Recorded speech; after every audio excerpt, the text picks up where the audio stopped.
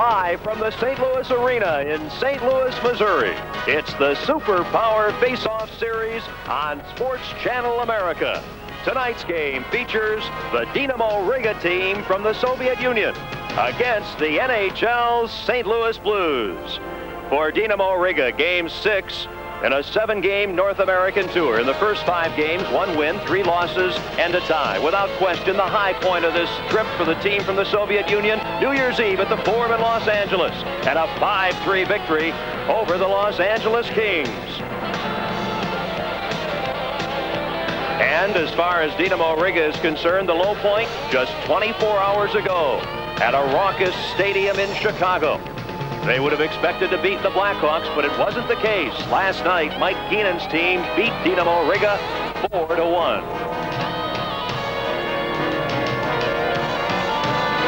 One thing has been very consistent for this team from the Soviet Union throughout their North American tour, and that has been great play from 21-year-old goalie Artur Irbe. New Year's Eve at the Forum, the great one, Wayne Gretzky lets her go. Oh, Irbe comes up with a magnificent save. And prior to that, in the stop at Edmonton, Messier sets up Jimmy Carson, and Irbe is there again. He has been terrific. Hi, everybody, and welcome to the arena. I'm Ken Wilson along with Herb Brooks. Tonight, more of that Soviet hockey against the NHL. Herb, we've seen a lot of Dynamo Riga. They played 5 games already of a 7-game tour, and I think no matter how you look at it, it's been very successful. Well, it really has. We've seen quite a few of the games. It's been an uplifting experience for both hockey clubs. The National Hockey League, it's good for them in terms of dollars for the players' pension plan, but more than that, it's an exchange of philosophy, exchange of style. It puts everybody in a win-win situation. When you look at Dynamo Riga, if you haven't seen them already, their big line to watch is Semenov, Yashin, and Lomakin. Well, this line has played over 200 games for the Soviet national team, and if Dynamo Riga is going to do anything tonight, that line has to lead the way. And as far as the NHL and the Soviet Union is concerned, they're going to turn it around next September. 2 NHL teams, Herb, go to the Soviet Union. Well, I think it'll be another uplifting experience for the National Hockey League. They're going to find the rinks bigger. There's going to be a stimulating training camp. There'll be good competition. And again, it proves that the game of ice hockey is truly a global game. Well, we're looking forward to this action at the arena here in St. Louis as the Soviet NHL Super Series continues on Sports Channel. Here's tonight, up from Peoria, the IHL, Pat Jablonski for the Blues, and of course for the Soviet team, Artur Irbe. Well, the guys, they don't necessarily shoot all the time like say, our style of hockey. A guy gets a chance to shoot it, he's going to shoot it, and so the goalie comes out and plays it. But their style of hockey, they'll get the goalie to come out. You think he's going to shoot, and he passes it off to the other side of the net, and the guy shoots in an open net. So you got to really be careful not to commit yourself to the shot, and to watch for the pass. And that you got to watch for the pass, but play the shot also because he might shoot. So it's it's different. First of all, I learned from these 12 matches with NHL teams that NHL players estimate Soviet goaltenders. That's the first lesson. And then I can add that we play not very good in all games, because with the strongest team we play better than with not strong team of the NHL, and we are eager to play better tonight and today after tomorrow.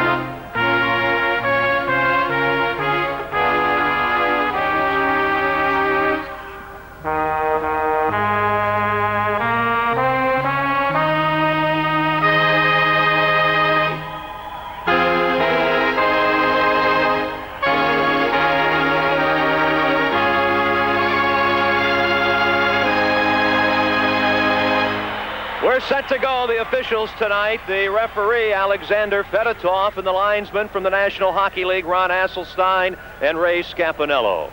So a Soviet referee for this one here at the arena in St. Louis. Both of these teams played last night, as we mentioned. The Dynamo Riga club played the Blackhawks in Chicago. The Blues had a Norris Division game. They lost to the Red Wings in Detroit last night. And one of the stories, Herb, is the fact that the Blues have called up a young man who is a Toledo, Ohio native, Pat Jablonski, to play goal. He's been in the IHL with the Peoria Rivermen all season long. Well, he is a youngster, 21 years of age, first-year pro. He played in Windsor in the OHA, and he took his team last year to the Memorial Cup Finals. So the St. Louis Blues are very high on his potential. And the Soviet team gathering around their young netminder, Artur Irbe. Not only is he young, he is small, 5'7". He was the Soviet National League Rookie of the Year last season. There have been some that have seen him on this North American tour and said, well, in a sense, he always reminds you of Jerry Cheevers. He reminds people of a great goaltender, no matter whom specifically he might remind you of. Well, I don't know about Jerry Cheevers, but the Russians feel, regardless of style, they feel he's the heir apparent to their national team's job, and he might be the closest thing to a young Tretiak as they've seen in the Soviet Union in some years. We're ready to go. Clip running for the face-off for the Blues at center ice for Dynamo Riga. Anatoly Semenov. The line of Semenov, Lomakin and Yashin we mentioned. Momesso and McKegney are the wings for the Blues. And the Blues shoot the puck in. Played at the defense.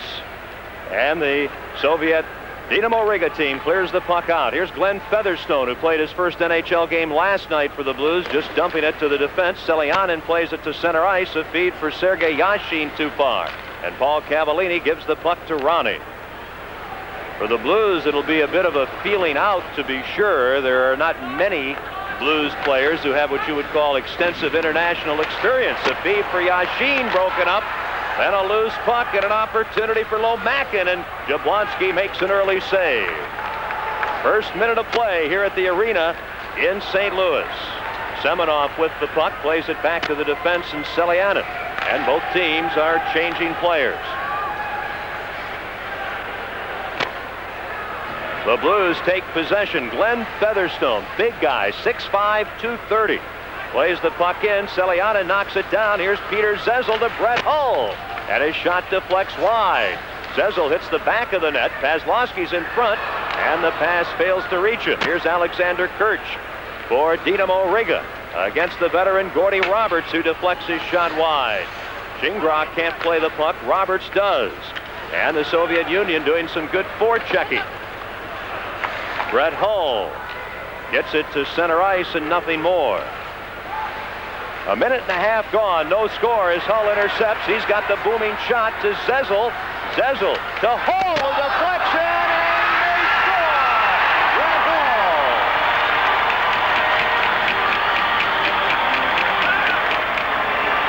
That's a good one to get St. Louis off and running. He had a tough game last night.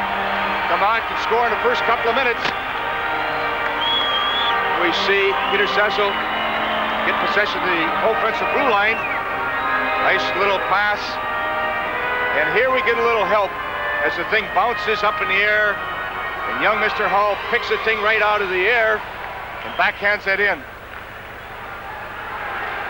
And if there's one weakness of the Soviets is their inability to play very sound defense down deep in their defensive zone. St. Louis has got to take advantage of that. Back to live action. Nikolai Baryanov circling with a puck as the Blues take a 1-0 lead. Brett Hull, the Blues' leading scorer in the regular NHL season. Here's an opportunity and a shot blocked by Richter on that drive by Shashov. And the Blues get the puck in. Here's Fedorko to Tuttle. Both Fedorko and Tuttle have not played in a long time for the Blues. Both have been out with injuries. And the Soviet Union, led by Baryanov, on a line with Zanarok and Shashov. Here's Baryanov trying to get it through the slot. He does. Back to the point. And a shot goes wide of Jablonski.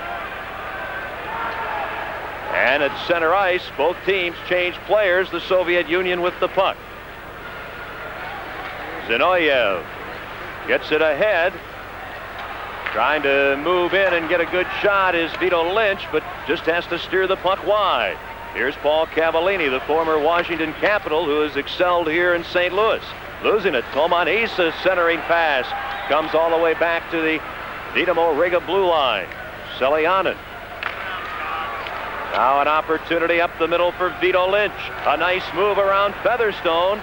Then he'll have to circle on with Tomanis and Hates. Ilarmar Tomanis, 20-year-old, tried to move in front, and a weak backhand shot, and Jablonski the save. As Featherstone does some bumping, there'll be a penalty called against young Blues defenseman Glenn Featherstone. And that'll be the first penalty of the night. 1-0. The Blues lead the Soviet Union team.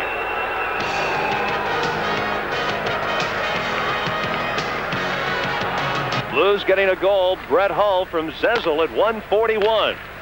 Here comes Dynamo Riga on the power play. Sergei Yashin ahead to Lomakin. Now at the point. Krimiskoy.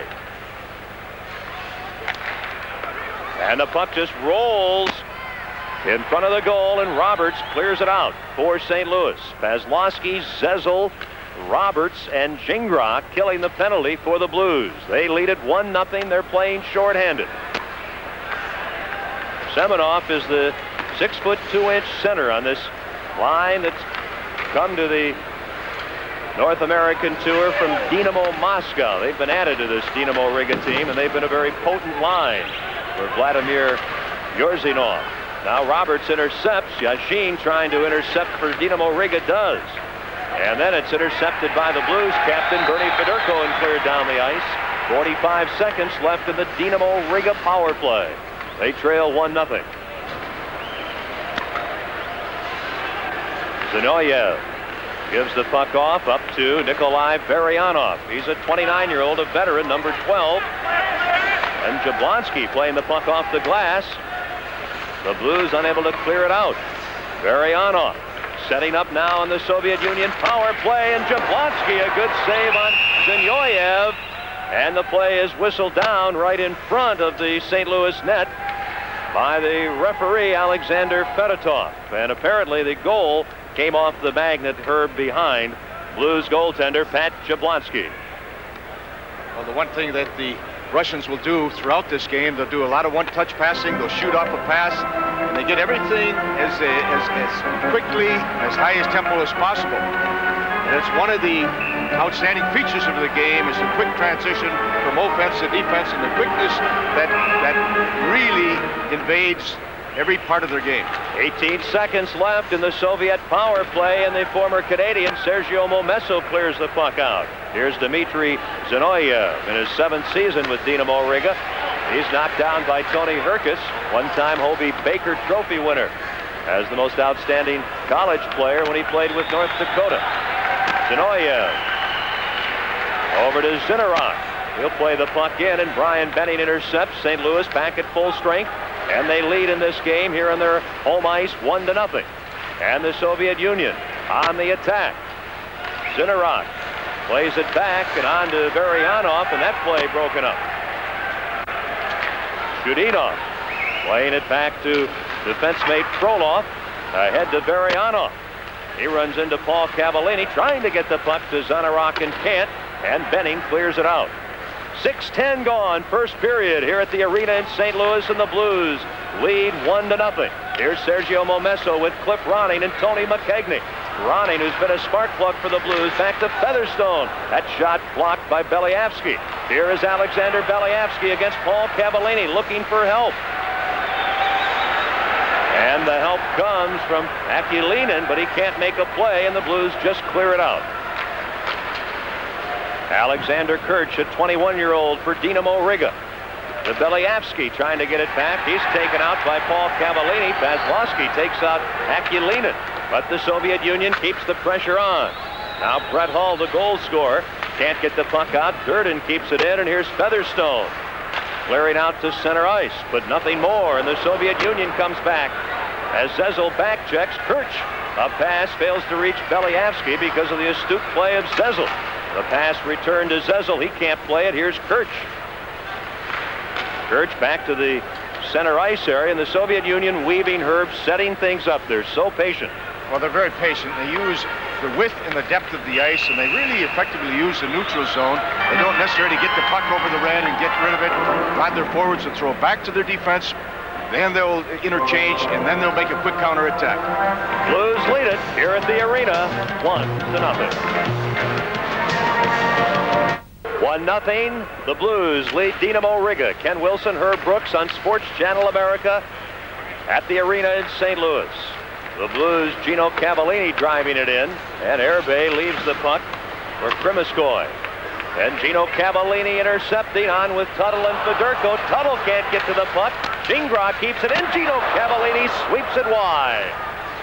Fedorko takes a hit and battles in the corner. Tuttle, University of Wisconsin product, has been out with an injured knee, fighting for the puck.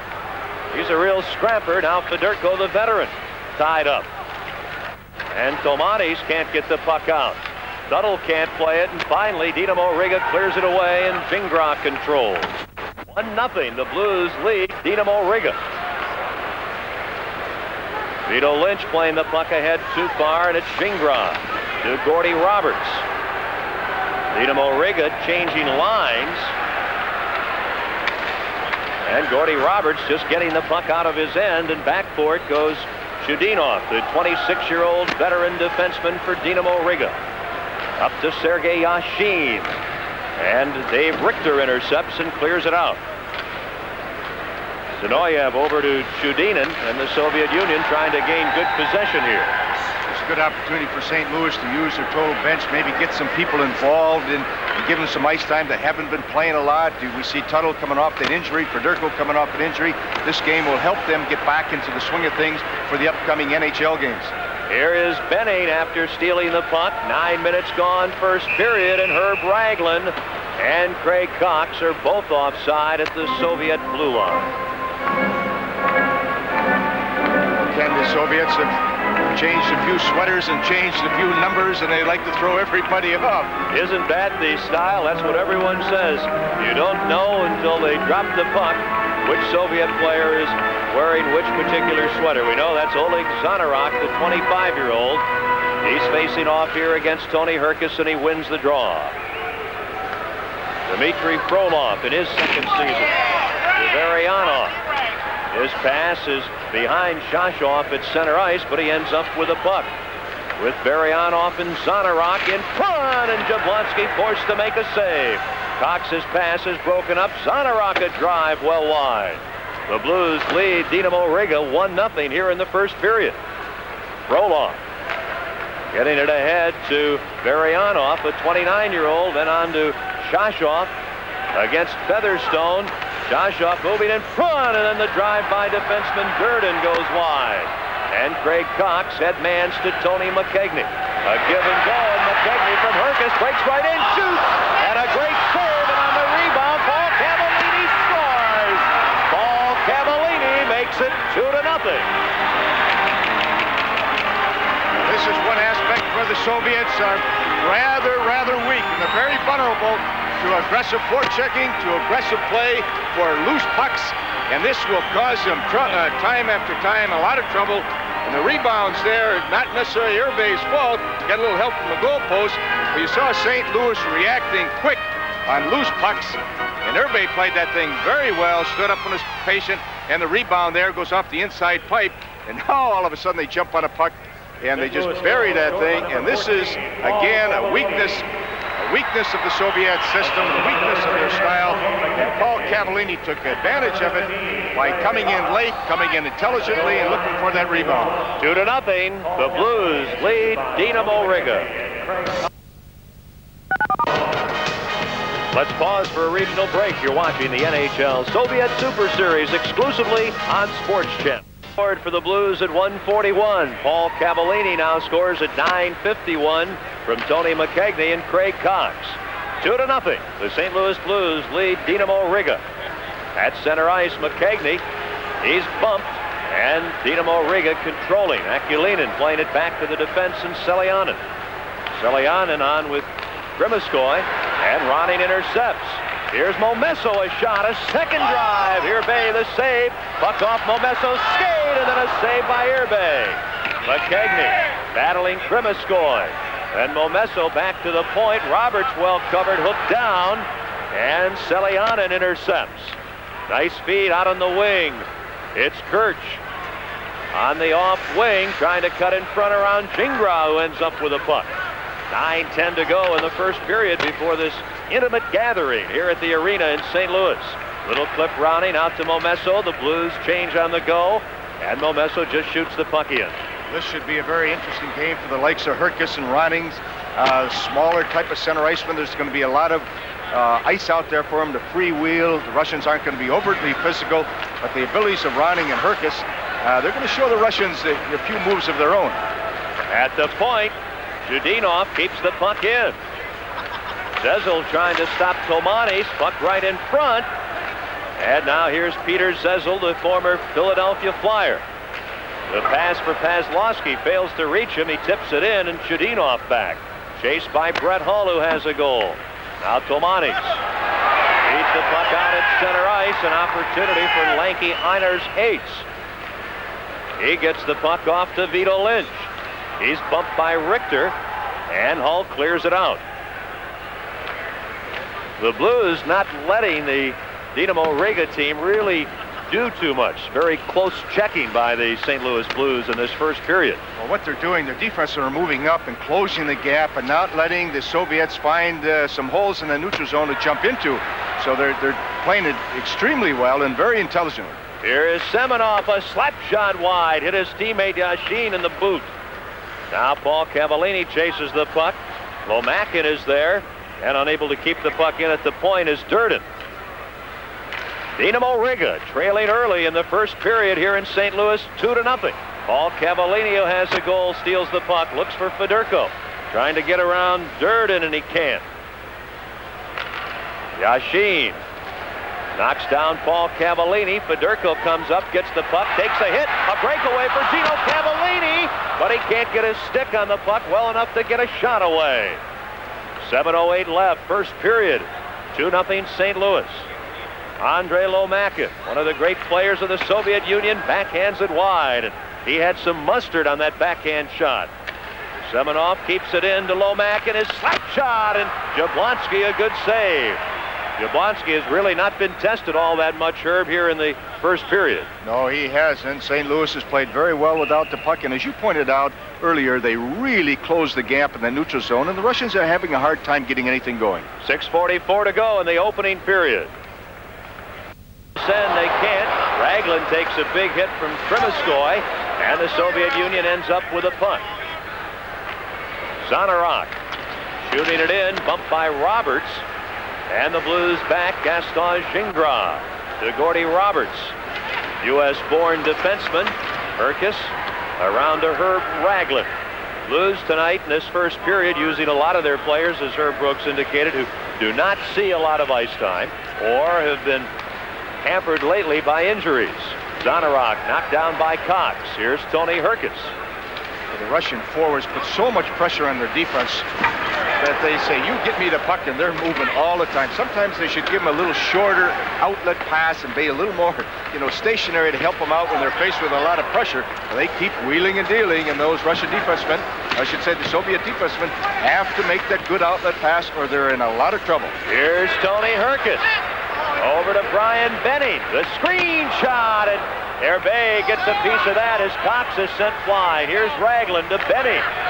And his drive, and Irbay stops that. Marionov for Dynamo Riga. The Blues putting a lot of pressure on Dynamo Riga in the first period. They have outshot the visiting Soviets 9-5.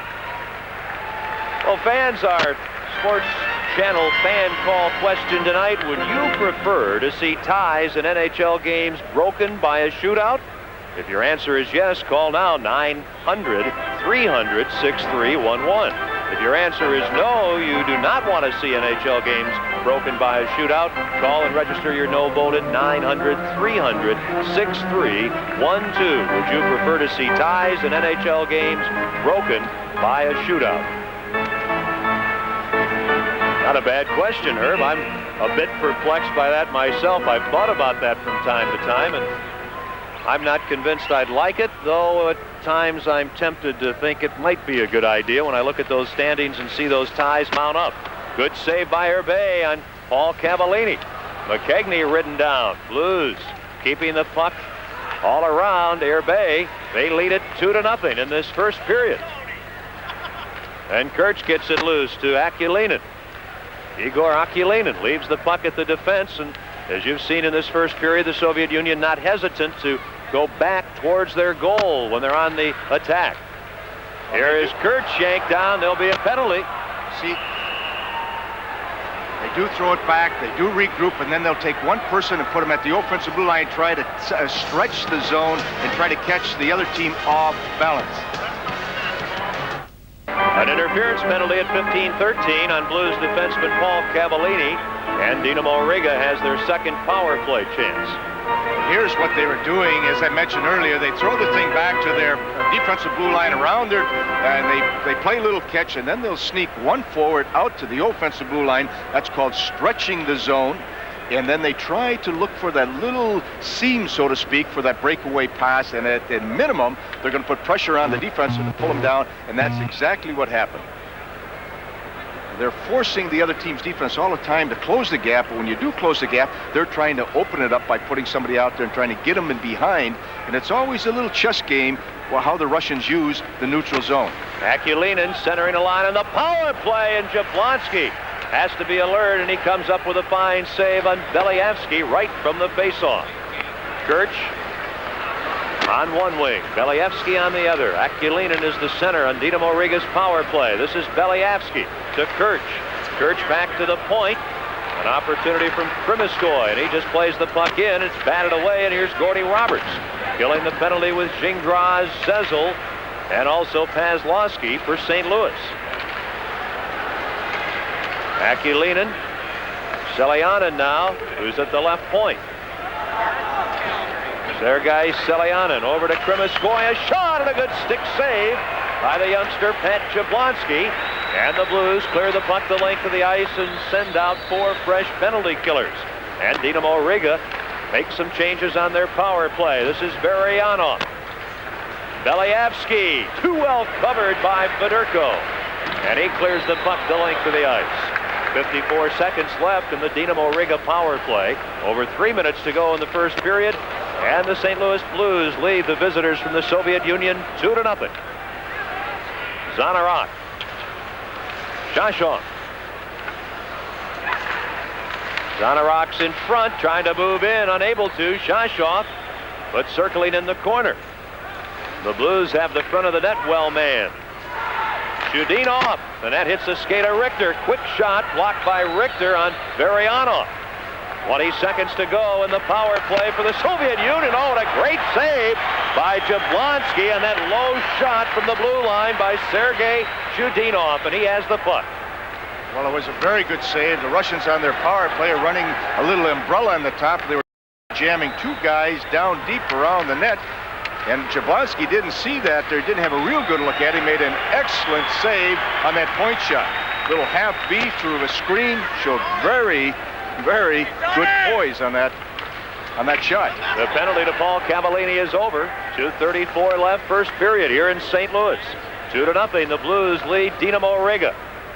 Stealing the puck, Momesso after good checking by Herkis. Sergio Momesso trailed by Brett Hull. Hates takes out Momesso in the corner. 2 big wingers there. Then Herkis dumps the puck in a crowd. Momesso trying to find an opening. Back to Roberts, and it's intercepted and cleared out by Hates, sent back in, and the Blues are offside. 2:10 to go in the first period. St. Louis up 2-0. Well, on the Soviets' power play, they like to use a little umbrella on the top, and they'll take 1 or 2 of their forwards and put them down deep for tipping and screening, and rebounds. Makes it awful difficult for the goalkeeper to pick up the trajectory of the puck and the view of the puck. And one of the key things of Jablonski is his knowledge, of his position. For a youngster, they say he has a good feel, for the play in front of him and his reference to his goal and to the pipes. Paul Cavallini breaks up a play, and then the puck deflects into the crowd. And we'll have a face-off deep in the Soviet Union zone with 1:54 to go in this opening period. Of course, the Blues with the brother duo, Paul and Gino Cavallini. And of course, a rookie coach. Well, it was quite a night for him the other night when they retired his sweater, hoisted the banners to the rafters here, and then his team went out and got behind the North Stars 4-0, but they regrouped and came back, and the last 40 minutes they battled the North Stars a 5-5 tie. But he's going to do a wonderful job here in St. Louis, and I'm sure his players will personify the way he played with just a lot of intelligent hard work. The hopes of this franchise depending in great part upon Brian Sutter. A second try for Gino Cavallini, and he's stopped by Hervé. Durden run into and plummeted down by Gino Cavallini. A minute and a half to go in the period. Hates for the Soviet Union over the line. And now Fedorko for St. Louis ahead to Tuttle. Oh, he's drilled by Durden. And one good turn deserves another. Well, the whole St. Louis bench came up, said, who was that? Get his number, what have you. But the Russians, the Soviets can, play a very physical game. They're in shape, they're strong. But they're not used to the aggressive physical forechecking that we've seen St. Louis do this evening. Gino Cavallini shot blocked. And brother Paul has a shot blocked as he runs into Frolov. Number 10 for Dynamo Riga, who threw the big check, I'm sure a retaliatory check as much as anything. And he's drilled down there is the veteran Vladimir Durden. This is a very young team, and Durden, number 10 at age 30, is the oldest player on the Dynamo Riga team. His 14th season with Dynamo Riga. Now a chance for Yashin along with Lomakin. Yashin in front. Oh, and Jablonski. A dandy poke check. That's what I'm talking about. His knowledge of his position and to use that stick is very important. You don't see that stick work by a young goalkeeper. He made an excellent poke check. Yashin cutting across that goal line and trying to get good position in front of the net to stuff it. Down to 15 seconds to go in the first period at the arena in St. Louis. And the Blues lead Dynamo Riga 2-0. Tony Herkis intercepts. Herkis to Herb Ragland. His shot, he scores! Herb Ragland!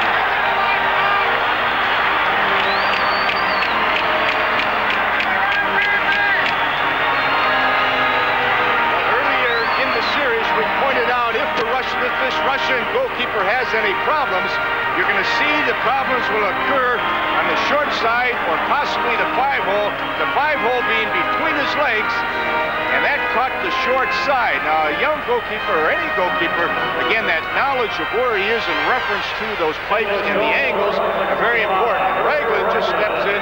He can shoot a puck. He's not noted for being a goal scorer, but he's a big, strong forward, and when he tees it up, he can get good wood on it. And Herb Ragland found that little hole on the short side. And the goalies, as they move from side to side and come out to cut those angles, again, the knowledge of those angles are so important, and that takes years to get down. So you can't fault, a young goalkeeper on those things. It's just an awful hard thing to add to one's game plan. And with just a few seconds to go, the puck dropped. And the first period here at the arena in St. Louis comes to an end, and the Blues were very much dominating. Well, they are, and I think the reason for it, they were very aggressive in their offensive zone. They took the body, and in the neutral zone, they're trying to close the gap so the Russians aren't having that little soft spot or those holes to jump into. They're taking those passing lanes away from them, forcing the Russians to put one player way out to the offensive blue line, trying to pull the Russian and the Soviet defenseman out. And as I said, that's a chess game, and right now, the St. Louis Blues are winning this chess game. In the first period, shots on goal. The St. Louis Blues 13, Dynamo Riga 8. The Blues getting 3 goals. Hall at 1:41 from Zezel. Paul Cavallini made it 2-0 at 9:51 from McKegney and Cox. And then Herb Ragland at 19:55 from Cox and Herkis. And after a period, 3-0 Blues. Now let's go back to Lee Zeidman. Thanks, Ken. Coming up between periods, we're going to update the regular season NHL action. I'm Mike Ruzioni. I'll have some thoughts on the Soviets' performance in that first period. We've got the expert analysis, scores, and highlights ahead. Sports Nightly between periods after this.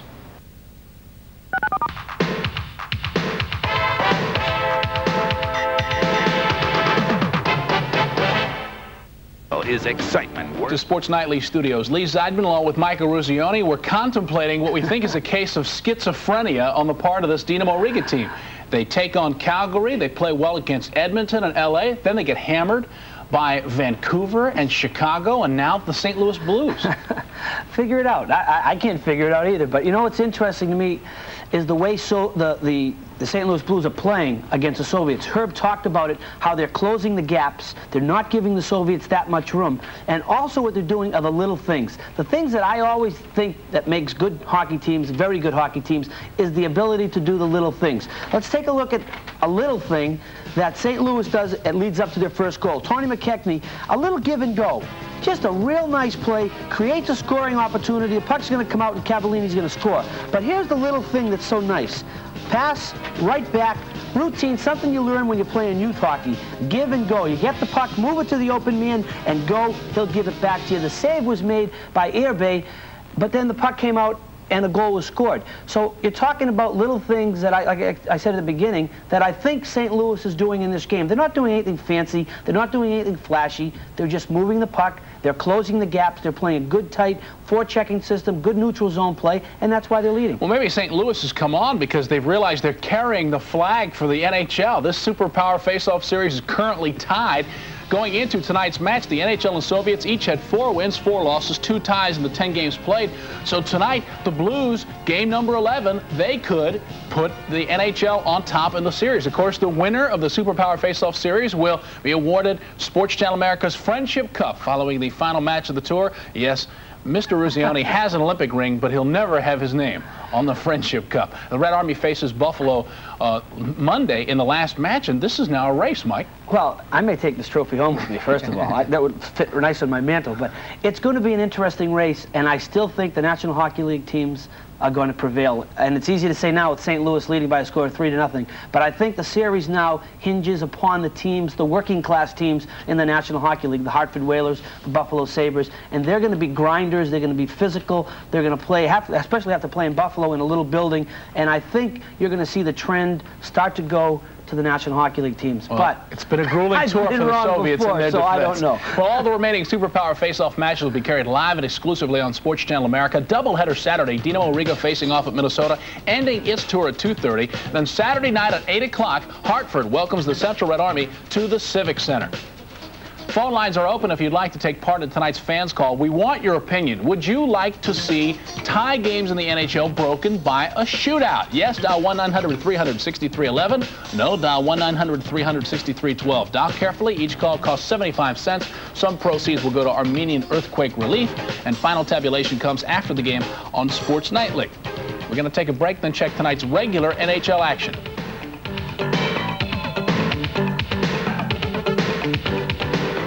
Three games in Boston. Bruins hosting the Islanders and the NHL's Rookie of the Month, New York winger David Volek. The Isles exploded for 5 goals in the second period. It was tied when the period began. But early in the second, Isles break up ice. Richard Crom heads the rush. LaFontaine lost control but regained Lemelin. Just wasn't there to stop it. A few seconds later, Isles come up ice again. Greg Gilbert passes to Randy Wood. He fires a shot past Lemelin again. Lemelin looks like he's asleep at the wheel. Isles score 3 times in a minute and 15 seconds. Added 2 more quick goals, and it's 5-2 at the end of 2 periods. 5 goals in a period may be the highest output for the Islanders this season. Philadelphia is one of the hottest teams in the league, winners of 10 of its last 11. The Flyers are at Minnesota at the Met Center. Opening period, game tied, but the Stars grab the lead. Neil Broughton with the pass in front of the goal mouth to Brian McClellan. He beats Ron Hextall, and that hasn't happened often in the last 10 or 11 games. 2-1 Minnesota. Philly answers right back. Dave Poland picks up the loose puck, blasts it past John Casey. His second goal of the game ties the match at 2. The interesting story for these two teams, both are tied for third in their respective divisions. So each will settle for a tie tonight because that point will give them sole possession of third in their respective races. The other game tonight, a big one in the Smythe division. The top 2 teams, the second place LA Kings taking on the Flames in Calgary. The Olympic Saddledome face-off in about 10 minutes from now. And the Smythe division leading Flames return to Sports Channel America Sunday night. The Battle of Alberta resumes when the Flames face off with the Oilers at Edmonton, 8 o'clock Eastern Time Sunday. Send you back to St. Louis, period 2, after this.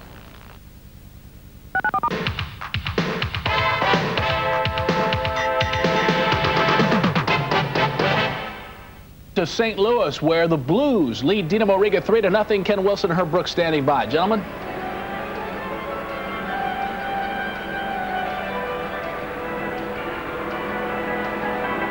I'll tell you something, Lee.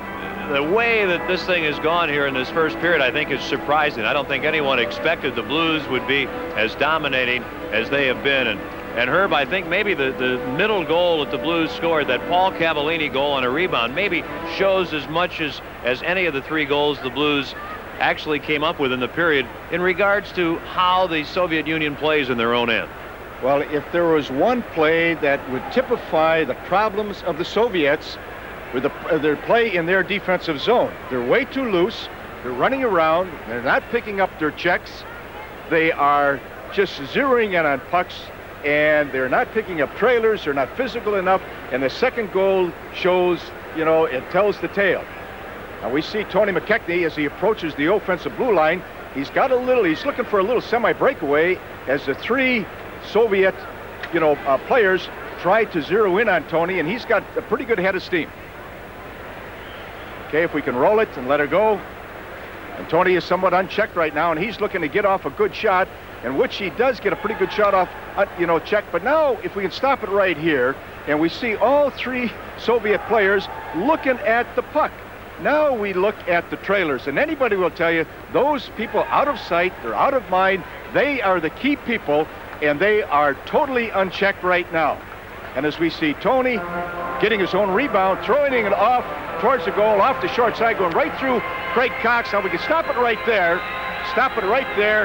It goes right through Craig Cox's legs. And here are the unchecked forward. Now we got 3 Russian players way out of sync. And Cavallini just jumps on a loose puck, shoots through a screen. And, there's nothing that Arthur Airbay can do about that. So trailers are very important. They must be picked up, and you must be physical, or you're going to have a lot of problems in your defensive zone. Nothing to it.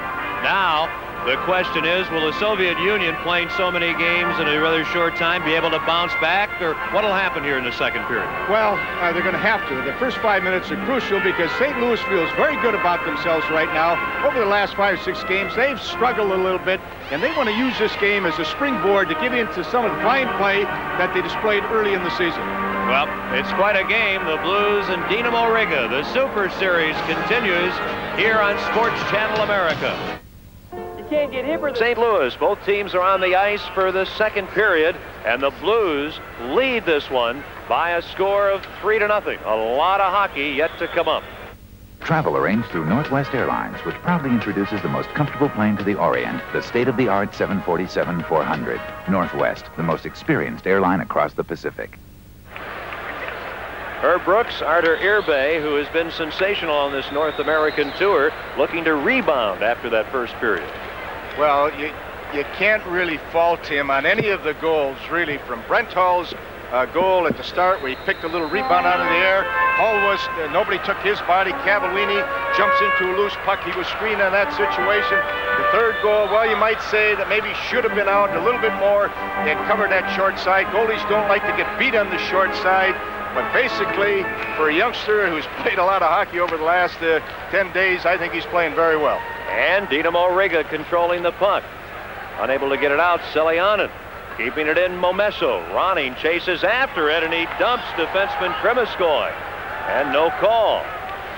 An opportunity here for Semenov on this big line of Anatoly Semenov, Sergei Yashin, and Andrei Lomakin. The big potent line for Dynamo Riga. And the Soviet team just dumping the puck in, Glenn Featherstone. Well, that is one of the changes. We talk about a hybrid style of play, and the Dynamo Riga, they will dump the puck a little bit more. The Soviet Red Army team will dump the puck a little bit more, and they'll dump it for what they feel is a very intelligent reason. And it's not Gordy Roberts at center ice. Excuse me, Ken, it's not something you're just going to do inadvertently for no other reason. They're looking and said, well, we're going to do it to put some pressure on them, and it just, again, it's not a first alternative, but it's an alternative that they'll use, but they never would take that alternative before, and I think this is added to their game plan because they're a little more versatile right now, and they don't necessarily always regroup, at their offensive blue line. Sergei Selyanin, the 22-year-old defenseman, and of course these Soviet players, nearly to a man with good size. Selyanin is 6'2", 200 pounds. Well, the Russians feel that maybe he has some national team potential. 15 players of this Dynamo Riga team from the Soviet Union under the age of 23.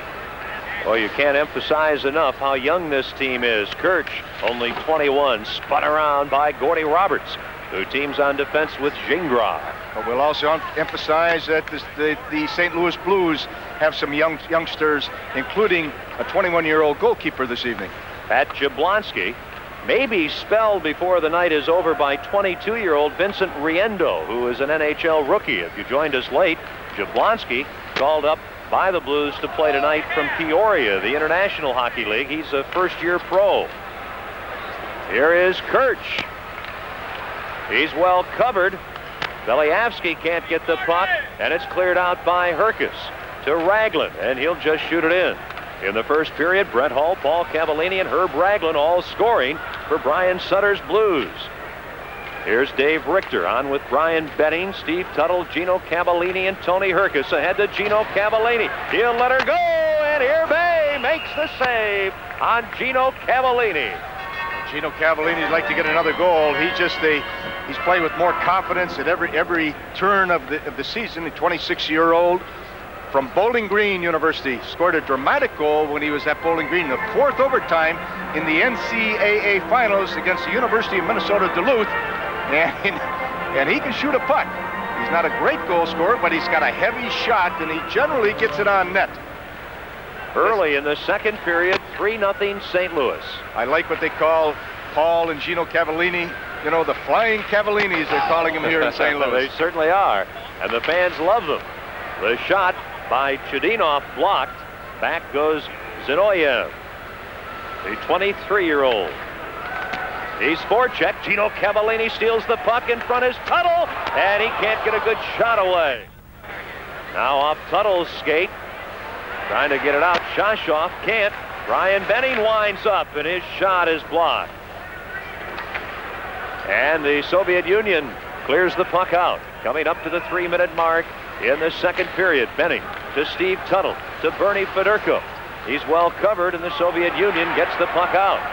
Gino Cavallini behind the play, a booming check, sending Chudinov down. Dave Richter just bumped, nudged from behind, and Tuttle carries in, and the rookie can't complete the play. Selyanin for the Soviet Union. The Dynamo Riga defenseman to center ice, lets a long shot go, and the save by Jablonski. Now Glenn Featherstone played just one NHL game. That was last night at Joe Louis Arena in Detroit. The burly defenseman to Zezel, too far for Richter. Here's Tomanis, the 20-year-old. Selyanin to Hates, and too far. Hates pass for Vito Lynch. Dave Richter with the Blues up 3-0 to Zezel. And he pokes the puck ahead to Brett Hull. Brett Hull against Selyanin, and he can't make a play, and the Soviet Union moves on the attack. Ari Vito Lynch to Einars Hates. Hates drops the puck, but right to Brett Hull. Hull has Pazlowski breaking to the net and drills it wide. Puck to center ice, shot in by Featherstone, and Frolov for the Soviet Union. Dynamo Riga trailing 3-0, and back will go Paul Cavallini as the Soviet Union club changes players on the go. Paul Cavallini with a goal in the first period to Peter Zezel. He'll just flip the puck in off the glass. Frolov for Dynamo Riga. Ill-advised pass. Momesso shoots on a great glove save by Artur Herbe. Blues lead it here at the arena in St. Louis, 3-0. The National Hockey League is speed, action, and excitement. And you've got a front row seat to this next exciting matchup. Sunday, in the Battle of Alberta, hotshot Joe Nieuwendyk and Calgary take aim on Grant Fuhr and Edmonton. The Flames battle the Oilers in one of hockey's hottest rivalries. It's Calgary versus Edmonton. Live at 8 p.m. Eastern, 7 p.m. Central on Sports Channel America, Sunday. This is an excellent example of what the Soviets think about this young goalkeeper. Poise, stand up, good glove hand. Momesso intercepts a bad clearing pass, gets a good shot off, point blank. Herbe didn't panic. He stayed right with the shooter, And again, he's known for a real cat-like glove. 3-0. St. Louis leads it. This Dynamo Riga team losing last night in Chicago by a score of 4-1. They'll finish their North American tour with a matinee game Saturday at the Met Center in Bloomington against the Minnesota North Stars. They have but one win in their first 5 meetings, also a tie in Calgary, their first game. Chudinov keeps the puck in, then bumped by Momesso. Ronning can't get it out. Here's Semenov, and the shot deflects wide off Shingrad. Well-traveled Tony McKegney, who had his biggest NHL season a year ago, up to Momesso, and he just clears it out. Well, it's going to be tough for the Soviets to get back into this game. The line of Yashin, Semenov, and Lomakin will have to do it, and it's going to be tough because they're just... St. Louis is checking them rather closely. They're not going to give them that little extra room that they'd like to have to operate in. And if they don't score, I don't know who in Riga's team is really going to score. In front for Momesso, tipped away by Chudinov. Lomakin behind the net, trying to get the puck to Durden, can't. He'll go after it himself, and Momesso makes a nice play. Chudinov. This line on for the Soviet Union that Herb mentioned, Semenov between Yashin and Lomakin, played on the '88 Soviet Olympic team, and the play is offside, and there's 14:14 to go here in the second period. Again, our Sports Channel fan call question tonight is, would you prefer to see ties in NHL games broken by a shootout? If you would, your answer is yes. Call 900-300-6311 to register your yes vote. If you answer no, you do not want to see shootouts in the NHL, call 900-300-6312. Ken Wilson with Herb Brooks in St. Louis. And it is 3-0. The Blues lead Dynamo Riga in the second period as Benning is stopped. Krimiskoy's pass to Kirch. He shoots. Jablonski the save. Beliavsky trying to avoid a check. Some nice moves. Moves in front, then a sweep check. Akulinin, oh, just wide. Igor Akulinin had an outstanding opportunity there. Well, the Soviets are going to have to forecheck a little more aggressively to get back into this game. They turn their whole forechecking patterns over to their two wingers, and their center iceman is hanging out really in the high slot. And the Soviets think they can win those little one-on-one battles down deep. I would like to think to get back in to score some goals, they might have to overload and create some manpower advantages down deep in their offensive zone. Ragland with Herkus and Cox causing the Soviet Union a lot of problems, and Tony Herkus scores. Tony Herkus, 4-0 St. Louis. Well, we talked earlier, this is the type of game that the real finesse players of St. Louis Blues are going to get some opportunities to do something. But Tony Herkus and Cliff Ronning specifically, see Tony Herkus again just reaching around that net, a little wraparound. And the problem is nobody picked him up. And when nobody picks this person up, he's awful dangerous. He's had a lot of international experience coming from the Canadian Olympic team program. He's played in the university, he's played throughout Europe, and he'll know how to play the Soviets. He can play their game very well. Tony Herkus, the North Dakota product. As we mentioned earlier, Hobie Baker Trophy winner a few seasons ago, making it 4-0 St. Louis. Now 7 minutes have gone by in the middle period. Tuttle trying to center, Fedorko after the puck, and he's beaten to it by Oleg Zanarok. Zanarok up the far wing, and Fedorko gets in the way. Varyanov into the corner. He's got Shashov in front. He's well covered by Gino Cavallini. Paul Cavallini can't clear. And Dynamo Riga trying to set things up. They're down 4-0. And the body's falling right and left, and Gino Cavallini gets the puck, and the pass comes out to center ice, brought in offside by Chudinov. We're at the arena in St. Louis. 4-0 Blues. On Sports Channel America, women's college basketball excitement comes your way when the Tennessee Lady Volunteers square off against Vicki Orr and the Auburn Tigers. That is at 8 Eastern and 7 Central. The Volunteers against the Auburn Tigers. Great Southeastern Conference action right here on Sports Channel America. Check your local listings for the regional game in your area. That should be a good one. The Tennessee Lady Volunteers against the Auburn Tigers. Here it's Dynamo Riga from the Soviet National League against the NHL St. Louis Blues. The Blues have the puck and the lead, 4-0. here in the second period. And out comes Irbay to clear the puck to center ice. Well, again, this is sort of a new little wrinkle in the Soviet-style goalkeepers. They've been looking at some of the fine goalkeepers in the National Hockey League. They're using their stick more to handle the puck. They're coming out, helping out their defensemen. Before, they'd always stay home. They'd never really, leave that net or that crease. A little bit more active now. Peter Zezel. In front, Irbay the save on Pazlowski. Zezel has that great leg strength. Now Hall is in the slot. Pazlowski looking for Hall. Back to Zezel. Frolov can't keep up with Zezel. Hooks him. Zezel gives him the eye, and they pin the puck in the corner.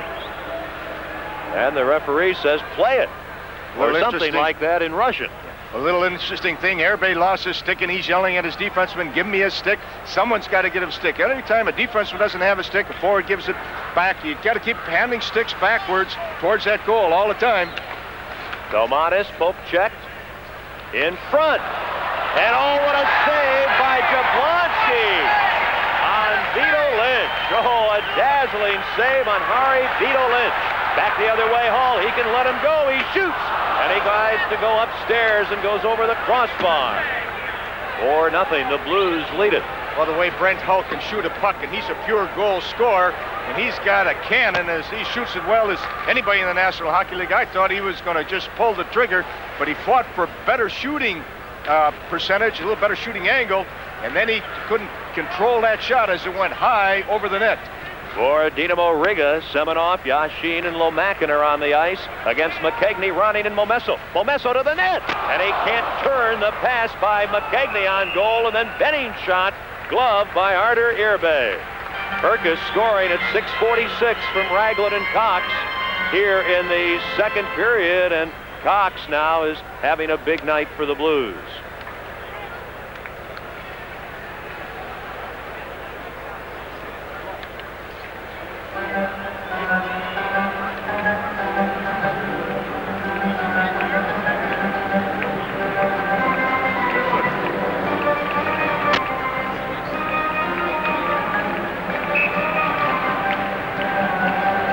So the face-off near Artur Irbay. Ronning trying to win the draw, can't, from Akulinin. Zinoyev ahead too far for Kirch, and Richter sends it right back to the Dynamo Riga defense. Here is Ronning, one of the smallest players in the NHL, just getting it in. 10 minutes to go in the second period. Akulinin. And offside on the right wing is Beliavsky, and we'll have a neutral faceoff. It's one of the few times the Russians really made a quick transition from defense to offense, and they just one touch of puck just inside their blue line, little interchanging, crisscrossing at the offensive blue line, trying to isolate one of St. Louis defensemen and bring that third forward in there unchecked. But they were just offside by a step. The thought process was good, the execution not as well as they'd like. For Dynamo Riga, this of course is their first visit to North America. As we mentioned, Game 6 tonight of a 7-game North American tour. And Dynamo Riga to center ice. Beliavsky takes a big hit from Featherstone. Akulinin leaves the puck for Kirch. And the shot, and Jablonski the save on Chudinov. And the Blues come to center ice. Cox moves around Zinoyev, and the shot wide, and Paul Cavallini keeps the puck in. Cox mixing it up in front with Chudinov, and they're really looking at each other. Chudinov is ready to go as he drops his stick, and Craig Cox, who's known as a fighter in the NHL, does not drop his stick, as if to say, I thought we weren't supposed to fight with the Soviets. The Blues lead it 4-0. Let's pause for a regional break. You're watching the NHL Soviet Super Series exclusively on Sports Channel. Brooks roughing penalties to Chudinov and Cox. Well, I think Chudinov didn't know what to do. He caught a good right or a left hook, and he gave one right back. Now he's saying, wait a minute, we don't do this in the Soviet Union. I'm a little unsure, but Greg Cox knew what he wanted to do, but he showed some poise, and he said, hey, I'm not here tonight for that. And he just let it go. Irbay, a good save on a deflection by Gino Cavallini. Varianov trying to get the puck in. Jablonski turns it away. Shashov tied up by Zingrov. Centering. Varianov shoots, and a fine save by Jablonski. Soviet Union unable to keep the puck in, and Varianov for Dynamo Riga off to Durden. And intercepting Gino Cavallini. There's 8:40 to go in the second period. It's 4-0 St. Louis. St. Louis's defensive zone, they're bringing back a forward the way they should, a defensive forward along with their 2 defensemen, playing very sound deep. And the Russians are only sending 2 in there. Oh, tunnel test. Airbay, as does Gino Cavallini, who's had many scoring chances tonight. And Airbay at the post grabs the puck and freezes it for a face-off. I was saying, Ken, the Russians are sending 2 in, which you should. You don't want the third forward to get caught, but they've got to put just a little bit more pressure because St. Louis is outnumbering, Dynamo Riga down deep 3-2 in their favor. There's a good save and a good move and good presence by that young Soviet goalkeeper, Arthur Airbay. We don't want to be redundant and talk about this youngster over and over because we saw Pat Jablonski make a couple great saves also, and both these youngsters are matching good saves and good saves.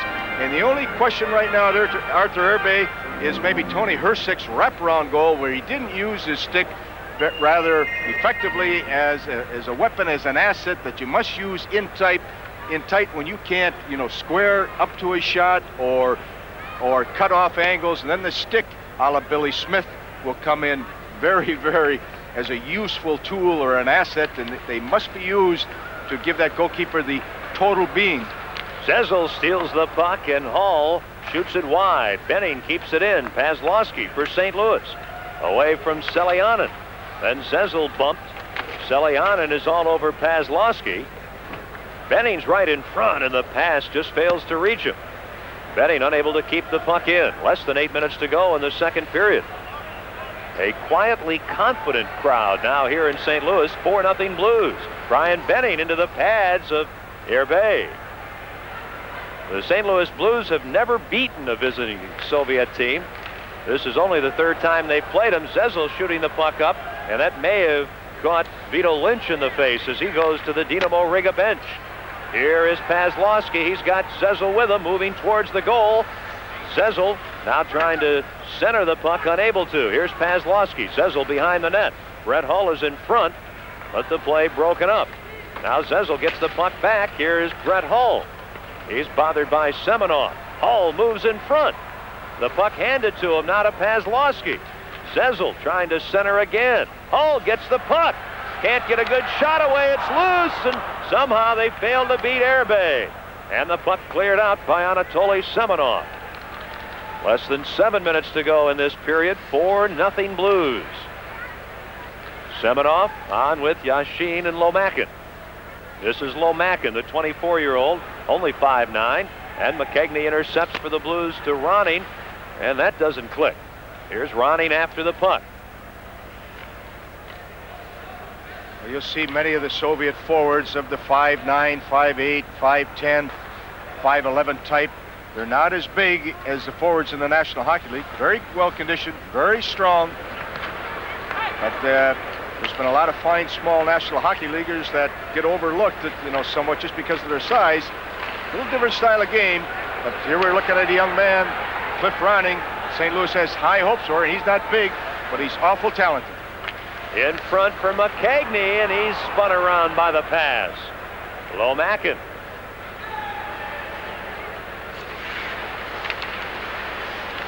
And the puck to center ice. Blues with a 4-0 lead. Goals from Brett Hull, Paul Cavallini, Herb Ragland, and in this period, Tony Herkis. Paul Cavallini to Cliff Ronning. Cliff's seen a lot of ice time tonight. The international style really fits little Herb Ronning, or I should say little Cliff Ronning. Well, I think as time goes on, you'll find that this young man can play in the National Hockey League. He just got to go to his assets, go to his legs, and he should make the jump. Play stopped for a face-off in the St. Louis end. 5:25 to go here at the arena in St. Louis. And Dave Richter, the University of Michigan product, to Brian Benning as the Blues get the puck out. St. Louis playing a very intelligent game, and the key thing what they're doing, as you see right now in the neutral zone, their defense are moving up, closing the gap, and there's very few little holes for the Russians forwards to jump into. Selyanin. Akulinin. He's stopped by Gino Cavallini. And the Soviet defense covering up. Belyavsky too far for Kirch. Tuttle bumped by Akulinin. Here's Alexander Kirch centering, and Richter there to intercept. Nowhere to go with the puck. And the Soviet Union team keeping the puck in, and then Benning gets it out. Kremiskoy.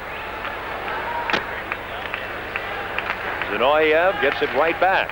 What I like about St. Louis's play tonight, they're just not showing up, say this is just an exhibition game, and the heck with it. They're showing a lot of pride in their play tonight. They're playing with some good intensity, and all of a sudden these things have a habit of carrying over. We saw the New York Islanders struggling, and they just gave a great hockey club a run for their money, and the Red Army team in the 3-2 loss at the Island in New York, and that's carried over. You can't take a night off and play this game effectively. This St. Louis team has really struggled lately in the NHL regular season. They have only one win in their last 9 games. They just have completed a 3-game road trip, losing all 3. A chance for Zanarok, and he's well covered. Raglan, an outlet pass too far. Again, that's why this game is very important to St. Louis. Even though it's an exhibition game, they want to get that good feeling back. They want to feel good in that locker room. They want to have this thing carry over to their next NHL game. And they've got a tough one coming up, by the way, Saturday night here against the Philadelphia Flyers. Herb Raglan shooting the puck in for the Blues. They're all tough in the National Hockey League. Parity is here, and it's great for the fans.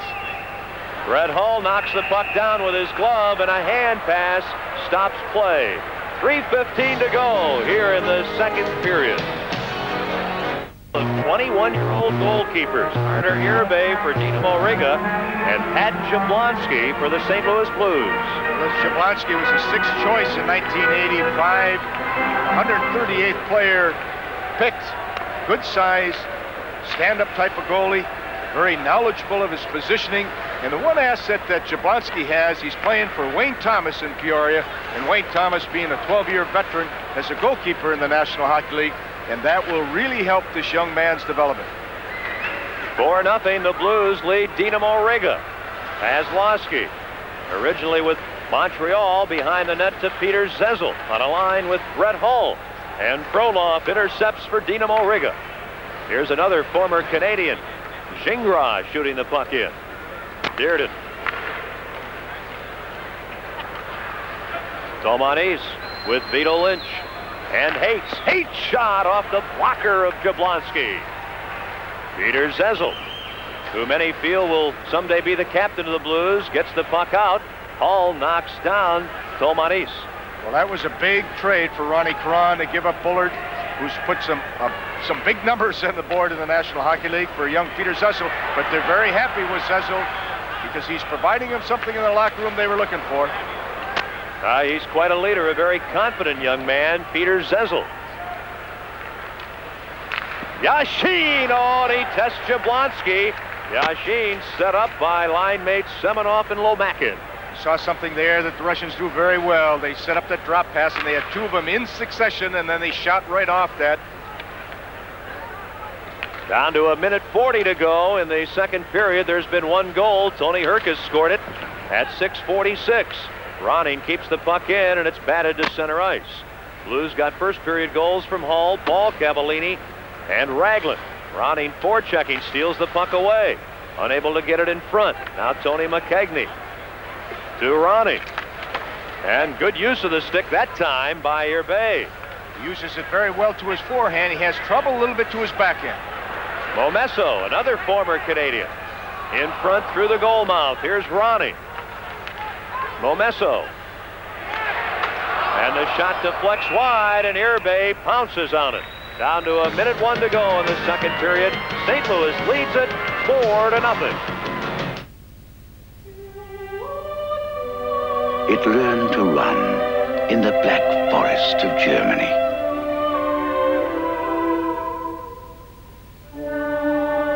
But unlike others, it also learned to be nice to people. Scorpio, the German sedan that's comfortable without forgetting what it learned in the forest. Scorpio, German performance you can be comfortable with. Now get $2,000 customer cash on 1988 Scorpio from Lincoln Mercury. Blues lead it 4-0, and they have tested Artur Irbe beyond that with 23 shots on goal for St. Louis. Well, they're going to have to change their forechecking style. The Russians, Soviets have to change it to put more pressure on St. Louis in their offensive zone. Because with their system that they're employing right now, it's going to be hard for them to get back into the game and make up this deficit. And it's Akulinin. He's got Beliavsky in front with Kirch.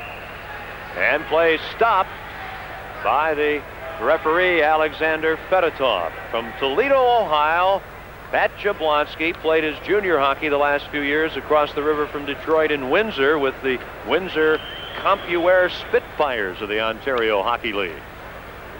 He's breaking into the league at the same time. Fitzpatrick in L.A., and they met in the Memorial Cup Finals last year, and a lot of scouts said there's two youngsters here, one in the St. Louis Blues system, one in L.A., and their presence will be heard in the very near future. Of course, Jablonski, playing in the International Hockey League, is behind another youngster playing here in St. Louis, a rookie, and that's Vincent Riendo. The shot by Gino Cavallini right on. And, of course, the number one goalie for the Blues is the veteran Craig Millen. Well, you never have enough goalkeepers in any system. Jablonski, a nice stop on the drive by Zinoyev. Here's Gino Cavallini, 8 seconds to go in the second period. Roloff intercepts and clears the puck out to center ice. And that's the end of the second period here at the arena in St. Louis.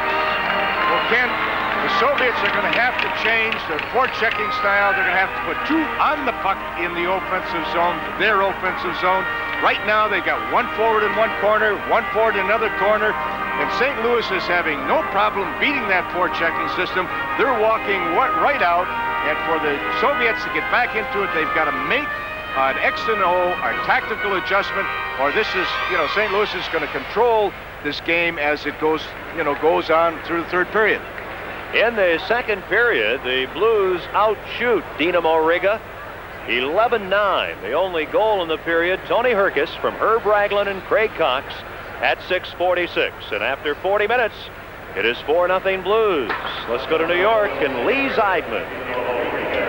Thanks, Ken. Coming up between periods, we're going to update the other NHL games, including that Smythe Division collision, Los Angeles at Calgary. And I'm Mike Ruzioni. I'll have a look at the Soviet team that won the World Junior Hockey Championship. So don't miss Sports Nightly between periods after this.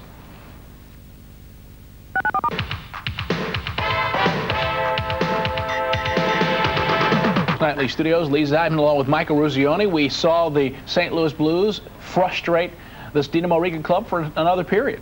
You know, it's interesting. One thing that we talked about at the beginning of this whole series was the fact that this was a young Soviet team and how well they played against Calgary and how well they played against Edmonton, poise-wise. They didn't panic. They seemed to move the puck at the right time.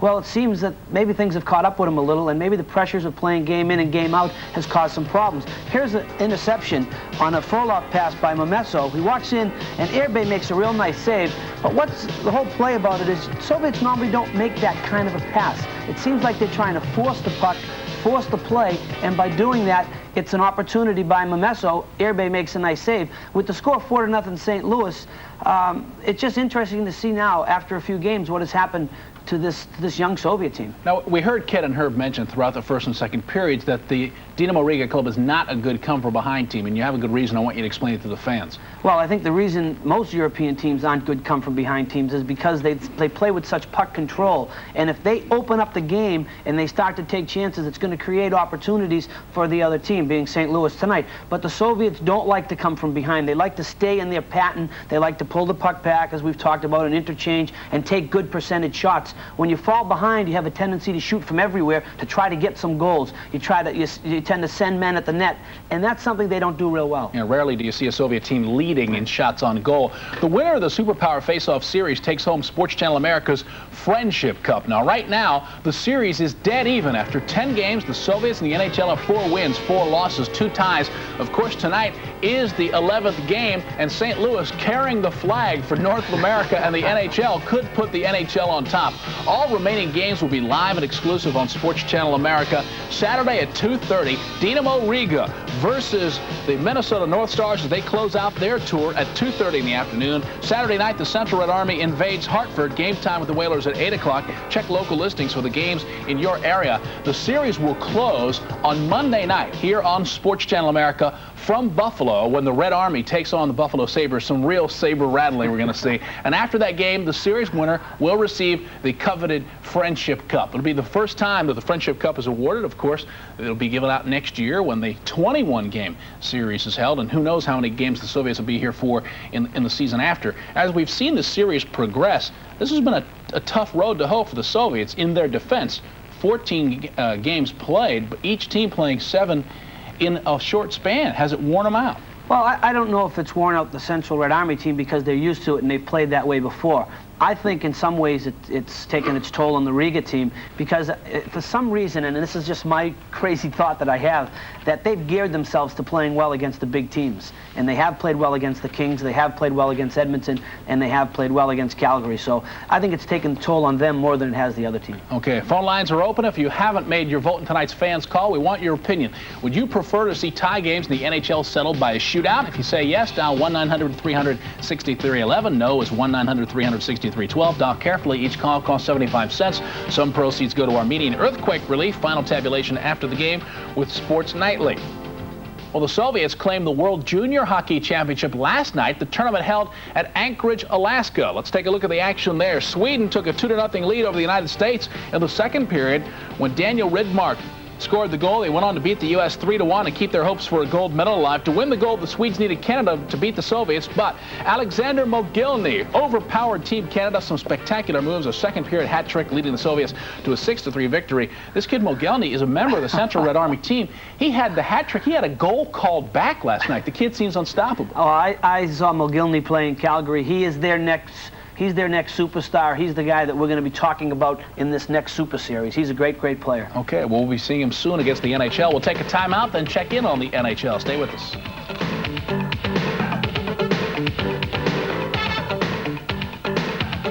Sports Nightly, a special welcome to New York viewers who saw the Islanders defeat the Boston Bruins. That was one of 3 games in the NHL tonight. Let's talk about Philadelphia and Minnesota. They're in the same boat tonight. Each club trying to grab sole possession of 3rd place in its division. Flyers playing at the Met Center. Minnesota game tied early in the second period. Philadelphia looking to go on top. Mark Howe with a drive from the slot, but John Casey makes a big chest save. Flyers solve Casey a few minutes later. Pelle Eklund on the breakaway gives the Flyers a 3-2 lead. Meanwhile, Ron Hextall has looked sharp in the middle period. North Stars on the power play, putting on the pressure, but Hextall won't let it get past him. Score 3-2. Flyers looking for a 11th win in 12 games.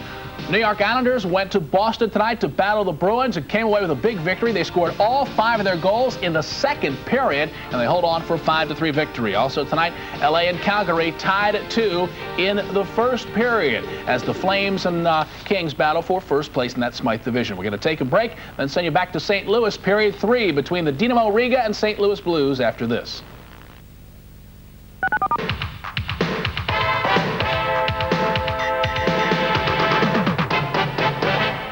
Leads Dynamo Riga 4-0. Let's go back to St. Louis. Herb Brooks standing by with Ken Wilson, and Mr. Ruzioni has a question for you, gentlemen. Herb, I'm wondering where you've seen the Riga team a couple of times.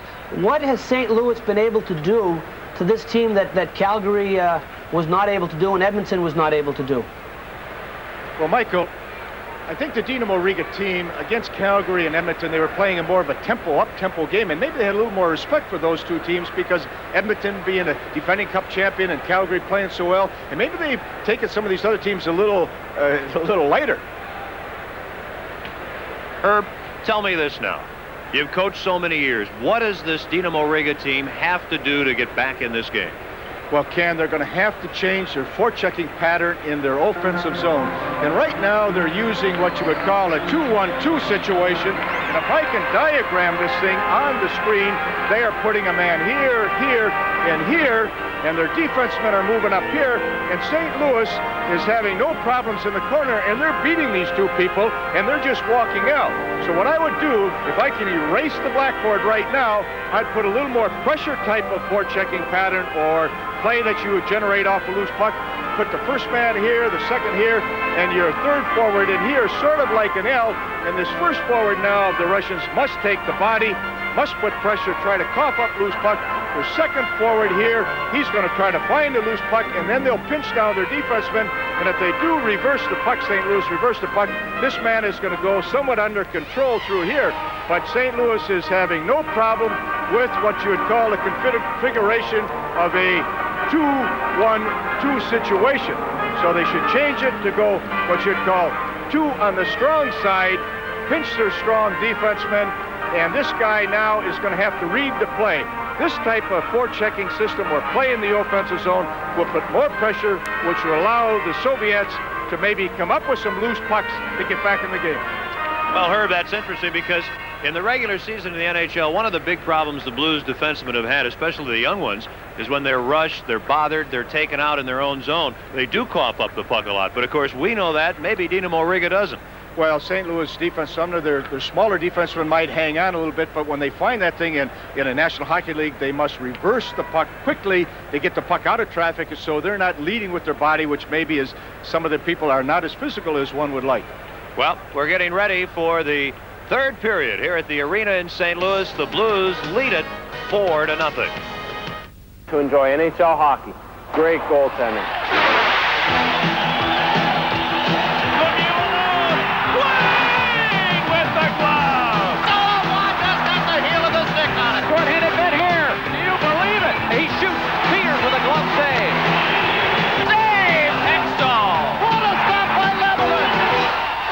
Get the action, reaction. Watch NHL hockey.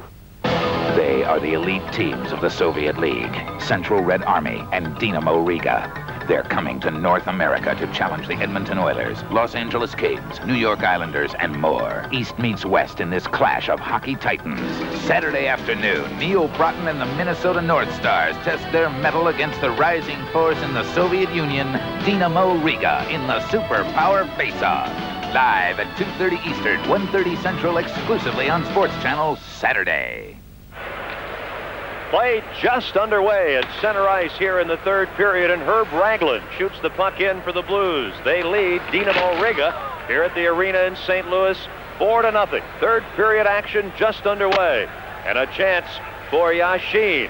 He is on. Teams of the Soviet League, Central Red Army and Dynamo Riga. They're coming to North America to challenge the Edmonton Oilers, Los Angeles Kings, New York Islanders, and more. East meets West in this clash of hockey titans. Saturday afternoon, Neil Broughton and the Minnesota North Stars test their mettle against the rising force in the Soviet Union, Dynamo Riga, in the Superpower Face-Off.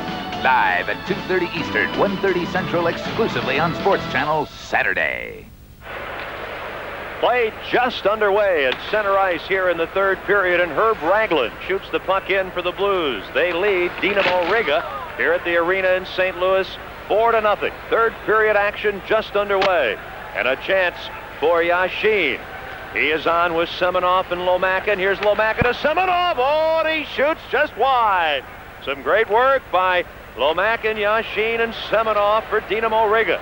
That's the forward line that plays for Dynamo Moscow in the Soviet National League. Delayed offside, but the Blues are changing.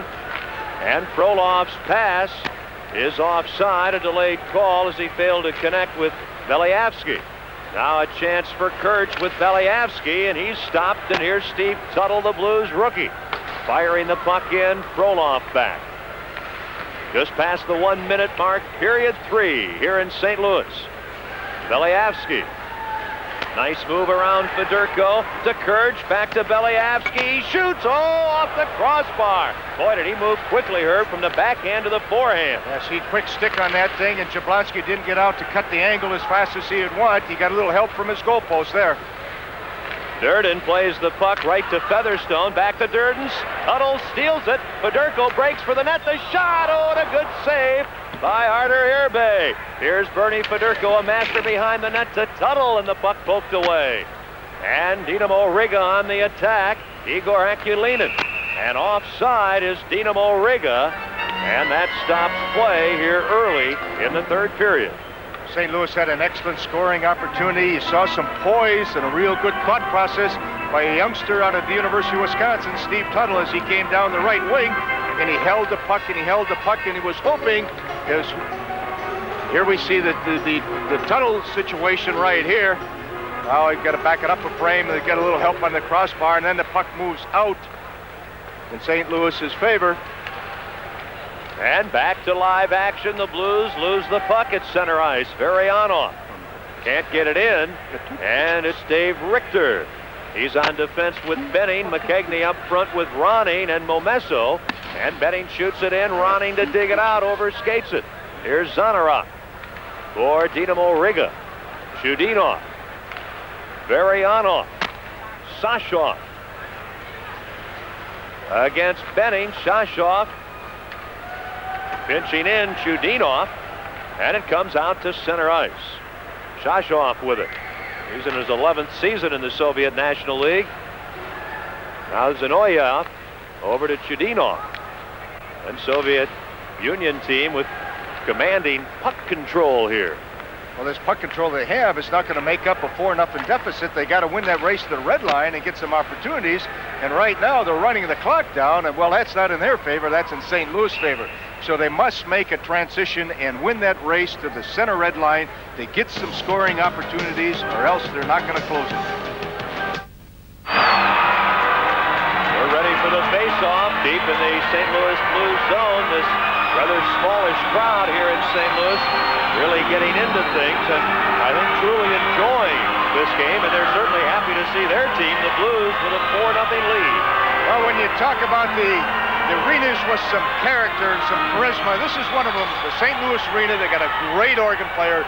You'll see this in the Chicago Stadium, and I'm telling you, that organ here and that song here can really pick up a crowd. This arena, of course, is an arena that has been here a while. It was built in the 1920s, and they're talking about building a new arena for the Blues here in St. Louis early in the 1990s. And it's in the talking stage. Nothing definite yet. Hull trying to steal the puck. Can't from Ilmar Tomanis. Now behind the net, trying to get the job done. Pazlowski, and he can't. Boy, the Soviet Union club looking for that long breakout pass, and Hates sets it up for Vito Lynch. Vito Lynch can't turn in. He's on a line with Hates and Tomanis. Here's Gordy Roberts. Former Whaler, North Star, and Flyer to Pazlowski, just offside on the left wing. Blues lead it 4-0. Goals from Brett Hull, Paul Cavallini, Herb Ragland, and Tony Herkus. Herkus has 2 assists to go along with his goal tonight. Well, you see the young line here, Tomanis and Vito Lynch and Hates, young line of the Soviets, all 20 years old. I'm really impressed as you watch the progress they've made from game one. They're playing a little more confidence right now. They're getting used to some bumping and grinding, a little bit more of a intelligent play in traffic. This exchange here will really help that line when they get back to the Soviet National League. They're getting ready for the second half of the Soviet National League season back in the Soviet Union. This is sort of a halfway break for the Central Soviet Army team and Dynamo Riga touring North America. Here's a chance for Yashin to Durden. Lomakin taken out, and Herkus plays the puck around to Craig Cox, who has seen more ice time tonight than he has at any point in his career with the Blues. Durden leaves the puck dangerously, and Frolov taps it to center ice. Collision between Ragland and Durden. Now Cox after the puck with Frolov. Well, Brian Sutter has juggled all his lines and tried to make 4 equal lines, and they want to use them equally tonight and give some of those players some ice time. As you pointed out, they don't usually receive, in the NHL season. Frolov for the Dynamo Riga team. They trail 4-0 off Lomakin. And Dynamo Riga will change players. The St. Louis Blues trying to beat a visiting team from the Soviet Union for the very first time. They lost here in January of '78 to Spartak 2-1. Lost in January of 1986 to Red Army 4-2. They lead Dynamo Riga here in the third period tonight 4-0. Akulinin gives off to Beliavsky. Also, Kirch is on the forward line. Akulinin takes a hit from Richter. Beliavsky can't play it. Fedorko doesn't clear. And that shot from Zinoyev deflected wide. Beliavsky ridden to the boards by Benning. This is Alexander Kirch. Kirch trying to battle on Kent. Now Beliavsky overskates the puck with Benning falling down. And a hand pass stops play. And the Blues lead it 4-0. This is the NHL Soviet Union Super Series on Sports Channel. Ready for the face-off near Pat Jablonski, the Blues netminder tonight. 9,172 the announced attendance here at the arena in St. Louis. Here's Zanarok. In front into the crease, and Gingras clears the puck to Momesso. I think your goalies will tell you, Ken, that it's easier to play in the National Hockey League than in the minors. Why is that? Because the players are very sound in their checking responsibilities. They're not running around as much. The goalkeeper can concentrate on the shooter, and they don't have to worry about an excessive number of rebounds or people going to the net or poor situational things where they become disorientated. So for young Pat Jablonski, he might be saying to himself right now, it's easier here than it is in the International Hockey League. He's been playing, as we've mentioned, for the Peoria Rivermen, brought into St. Louis for this game tonight.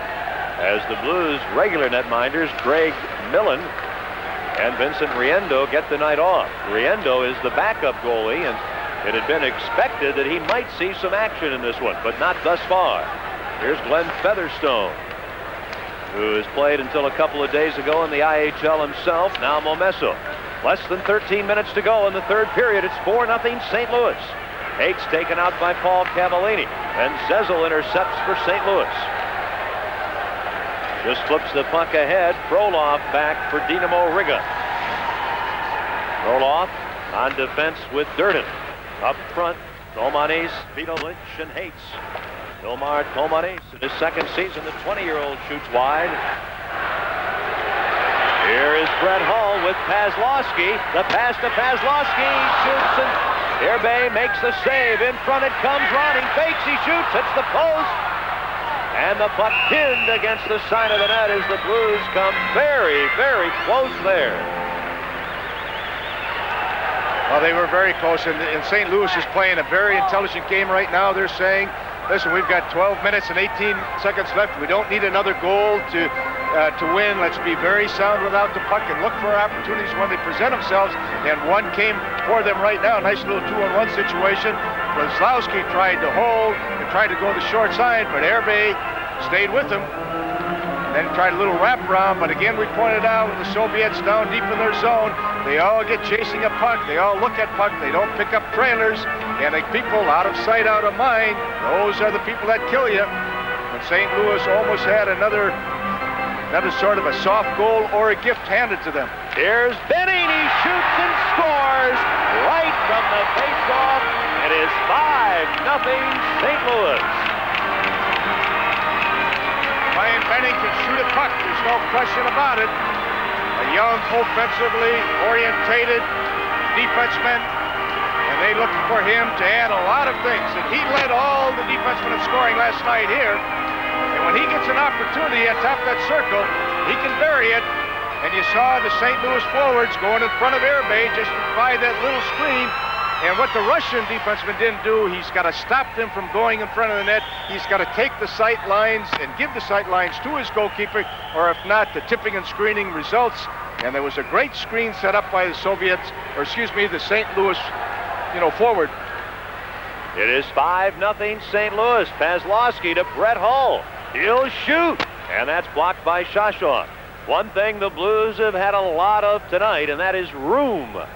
They have enjoyed the room that the Dynamo Riga team has allowed them at both ends of the ice. And the Blues, who have struggled of late in the NHL regular season, have walked right through Dynamo Riga in this one. It is 5-0. Here's Shashon, the 28-year-old winger, to Yashin. Now trying to move around Zezel. Sergei Yashin. He tries to wrap it around, can't, and there'll be a penalty. A hooking penalty against the St. Louis Blues. Peter Zezel with 11:27 to go in the third period. Let's pause for a regional break. You're watching the NHL Soviet Super Series on Sports Channel. Zezel hooking, 8:33 of the third period. There have been only 5 minor penalties called in this game tonight. You hate to come up with that type of a call. You know, sometimes it just situationally it just happens. And I think if you look at over the NHL season this year, that the teams that stay away from the lazy type of penalties are the teams that generally, you know, are playing pretty sound hockey. Lazy, I'm talking about the hooking and the holding and the clutching and grabbing, or the interference, or the things where there's not an overt physicalness associated with the penalties. Power play for Dynamo Riga. The puck off the skate of Baryanov. He's bumped by Gingra. And Roberts loses the puck to the veteran Zanarak. And a chance at the point. In front, Zanarak. Roberts gets in the way. And Baryanov along the boards, battling Herkus. Zanarak with Roberts. Roberts wrestling with the Dynamo Riga player. Baryanov setting up. He's got Chudinov at the point. Back to Baryanov in front. A great chance, and Jablonski robs Zinoyev. Oh, boy, did Dmitry Zinoyev really have a chance there. Here's the drive from the point. It deflects right to Jablonski, and he makes the save again on Chudinov. It is 5-0 St. Louis. They're shorthanded for another 42 seconds. Gaston Ingras putting on a nice display of skating there, running the clock down, effectively killing the penalty. Alababior in his days, where he used to go around the net 3 times and nobody could catch him and nobody could put the pressure on him. I think Gaston is just saying, hey, look at me, I can do it. This is Gaston Gingras' kind of game. A skating game wide open with a lot of space. He excels in that kind of atmosphere. 9:35 left in the third period here at the arena in St. Louis. The Blues dominating the visiting Dynamo Riga team, 5-0. Jablonski willing to wander. Frolov at the point. And out of the penalty box comes Zezel with Tuttle. And on the wing, Fedorko back to Zezel in front for Tuttle, and Frolov deflects the puck away. Here is Fedorko trying to get in front. He's taken out by Selyanin. On the attack, Dynamo Riga. Kirch. He sees Paul Cavallini, and that ends that rush. Akulinin. Beliavsky, a shot, just wide, and Paul Cavallini gathers in the rebound. Outlet to Tuttle. Off the bench comes Zinoyev. A pass in front fails to reach the slot area. Here's Benning pinching in from the point. Ryan Benning in front for Tuttle, well covered by Akulinin. 8:35 to go in the third period. And Dynamo Riga now with a puck. They represent the city of Riga in the Republic of Latvia. Riga City on the Baltic Sea. Very, very northwestern Soviet Union. Here's Tony Herkus. Raglan breaks for the net. The pass, and Hervé makes the save as Raglan goes into the boards. I believe the referee, Alexander Fedotov, has stopped play. The red light has gone on. Hervé Herbrooks, the goaltender, kind of got pushed back over the goal line. We'll have to wait and see what referee Alexander Fedotov said. It might well be a goal. He hasn't disallowed it. Herkus really turned this defenseman inside out, and Raglan went hard to the net, which he can do. Big, strong forward, 200-plus pounds. And I think the whistle blew before the red light went on, and maybe Hervé carried the puck back in, or someone nudged him back in. but it was a great play by Tony Herkus as he just gave that Soviet defenseman a little shuttle step, and he skipped by him. He's got a great pair of legs, and he waited and waited, and when that Herb Ragland goes to the net, and big and strong as he is, there's very few defensemen are going to hold him off. So there is no goal. Alexander Fedotov, the Soviet referee, really did not make a signal. And from where we are and with our inabilities, I don't think I was able to hear or understand his verbal call. Down to 8:05 to go in the third period. St. Louis leading Dynamo Riga 5-0. Dynamo Riga will end their tour Saturday afternoon in Minnesota. I don't think we could hear a whistle, obviously, Ken, but I saw his arms going in a wash-off manner, like no goal. Dynamo Riga setting things up. Both teams are at full strength. Chudinov. Tomanis, and Herkus steals the puck. He's on with Cox, who takes the pass, and Ragland. Ragland breaks for the net again, circles behind the goal. Here's Herb Ragland. He shoots, and it deflects wide. Now Herkus taken out by Chudinov. Vito Lynch chases Ragland. Back to Benning. The shot, and that deflected by Herkus off the glass and into the crowd. 5-0 St. Louis.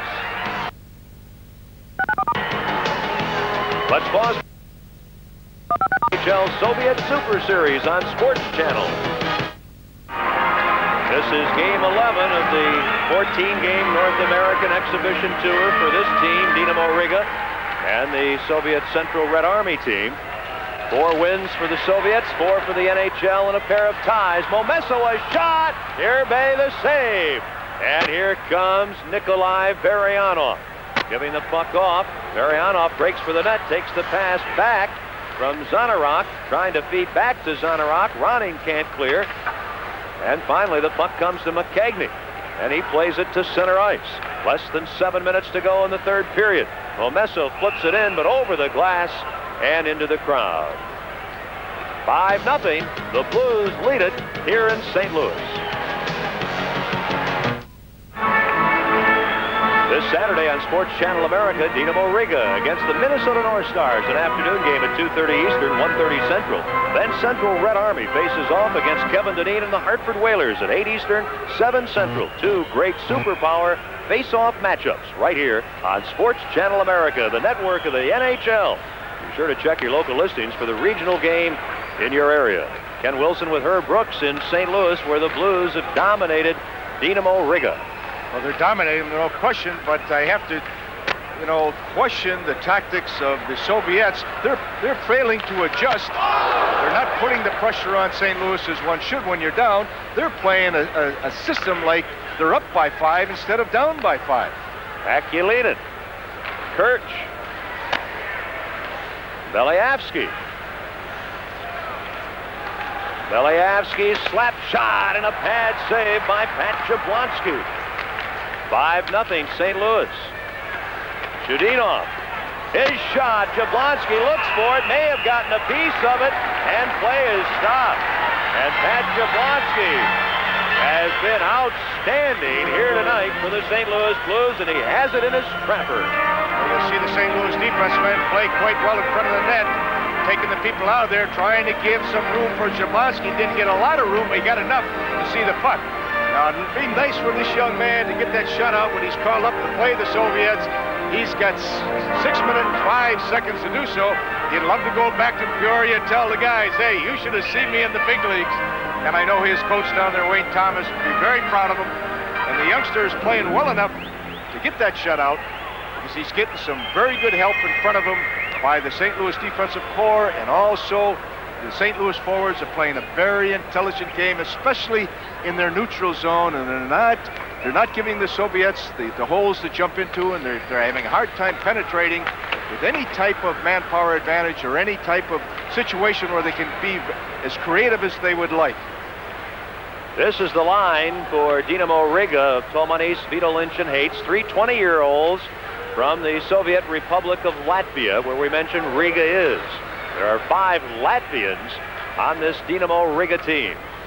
And when you talk about the great Latvians, you have to talk about Helmut Balderas from Riga, played up with the Soviet national teams and Olympic teams, and was a former Soviet Player of the Year. He's really one of the great athletes ever to come out of the city of Riga. St. Louis Blues ice the puck. Frolov touches it, and with 5:22 to go in the third period, we'll have a face-off back near Pat Jablonski. Frolov, the young defenseman. This defense corps, very, very young for Dynamo Riga. We mentioned earlier Vladimir Durden at age 30, the oldest player on this team. So it's a very, very youthful team under coach Vladimir Yerzinov. We could talk about the Soviets having to play 7 games in 12 days and traveling, but the NHL teams they're playing have also been playing within their league, and they've had the same type of games, the same travel schedules. It's just as tough on the NHLers as the Soviets.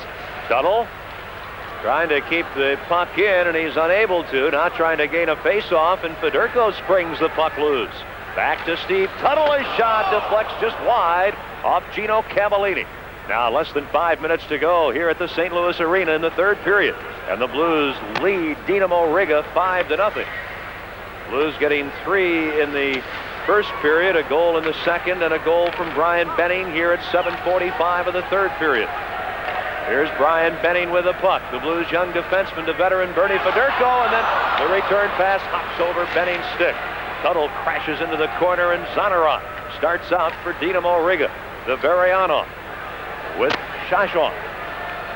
Here is Zanarok to Shashov. Oh, Jablonski just gets a piece of that shot. A bouncing puck, Zanarok looking for an open man, back to the point. Oh, Jablonski robs Selianin. Boy, Zanarok made a nice play to set up the defenseman. Varianov. A couple big saves for Pat Jablonski. I'm sure that Brian Sutter on the bench is saying, come on, guys, let's check for this youngster. Let's help him get that shutout. Don't let him get anything at this stage of the game. Bernie Fedorko with 3:50 remaining in the third period.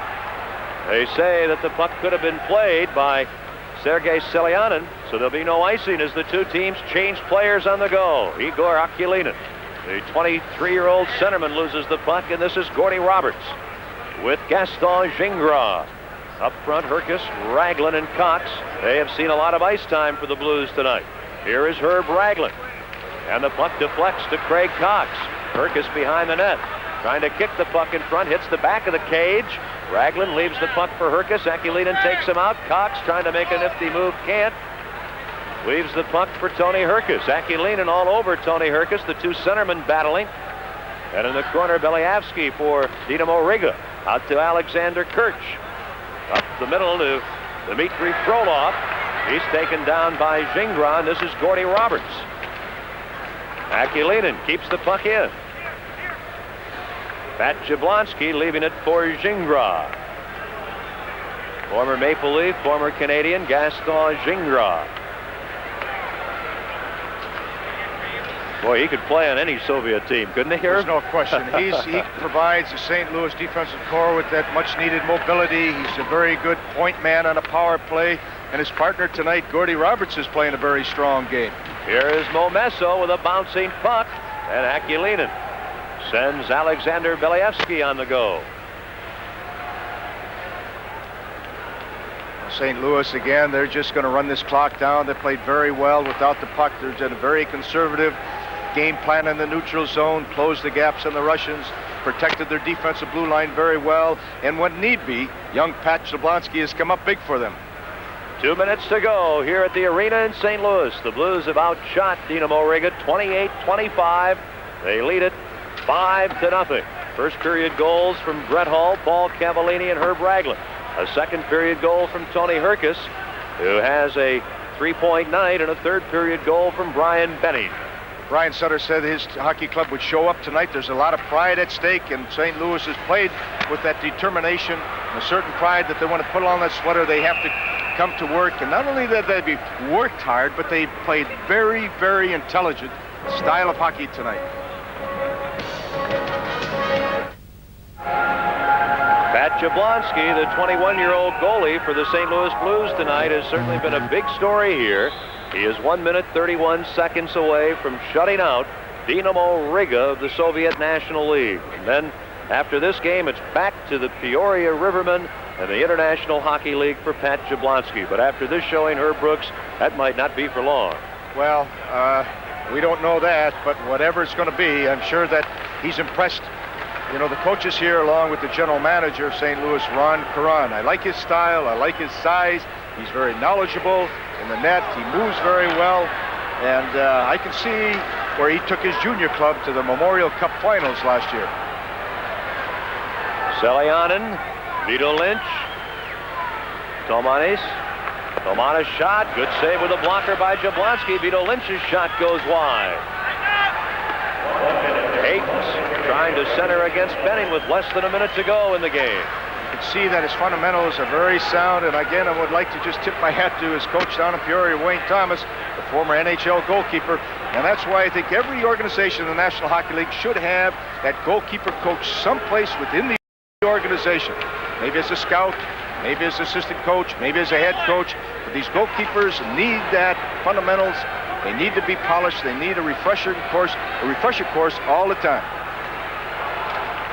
Less than 30 seconds to go here in St. Louis as the Blues will defeat Dynamo Riga, the first time that the St. Louis Blues have ever defeated a team from the Soviet Union. And their fans here at the arena very much enjoying the way this game has gone tonight.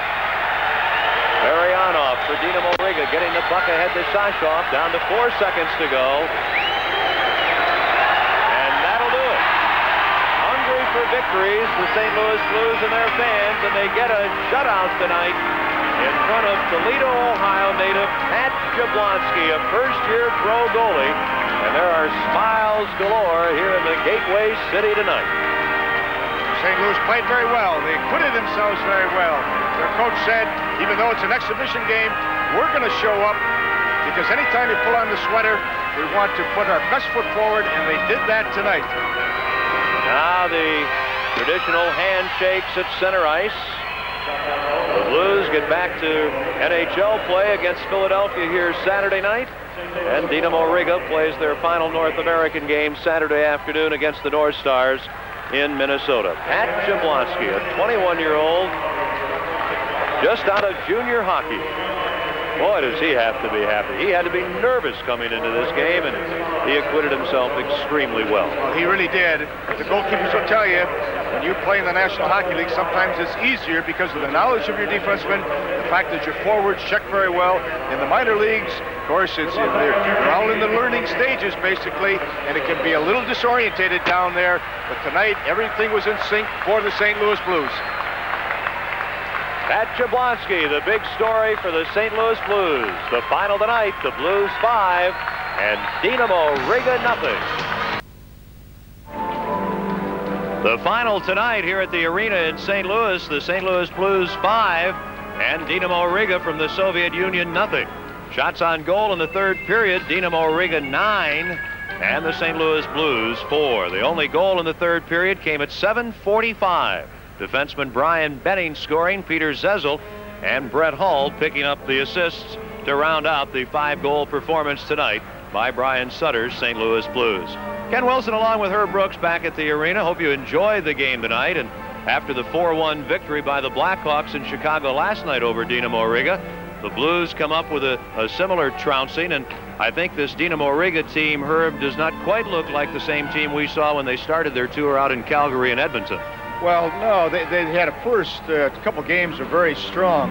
But what they failed to do, they don't adjust their systems according to the score. They're down and they play the same way. They're up and they play the same way. And it played right into St. Louis's hands because when they were up, they closed the gaps. They took all the little holes away from the Soviets that they like to have and that they really need to get their offensive going. So St. Louis, in my estimation, played a very intelligent game, and I don't know what the Soviets were thinking about tonight because they were not a very analytical, intelligent hockey club, especially when they fell behind early.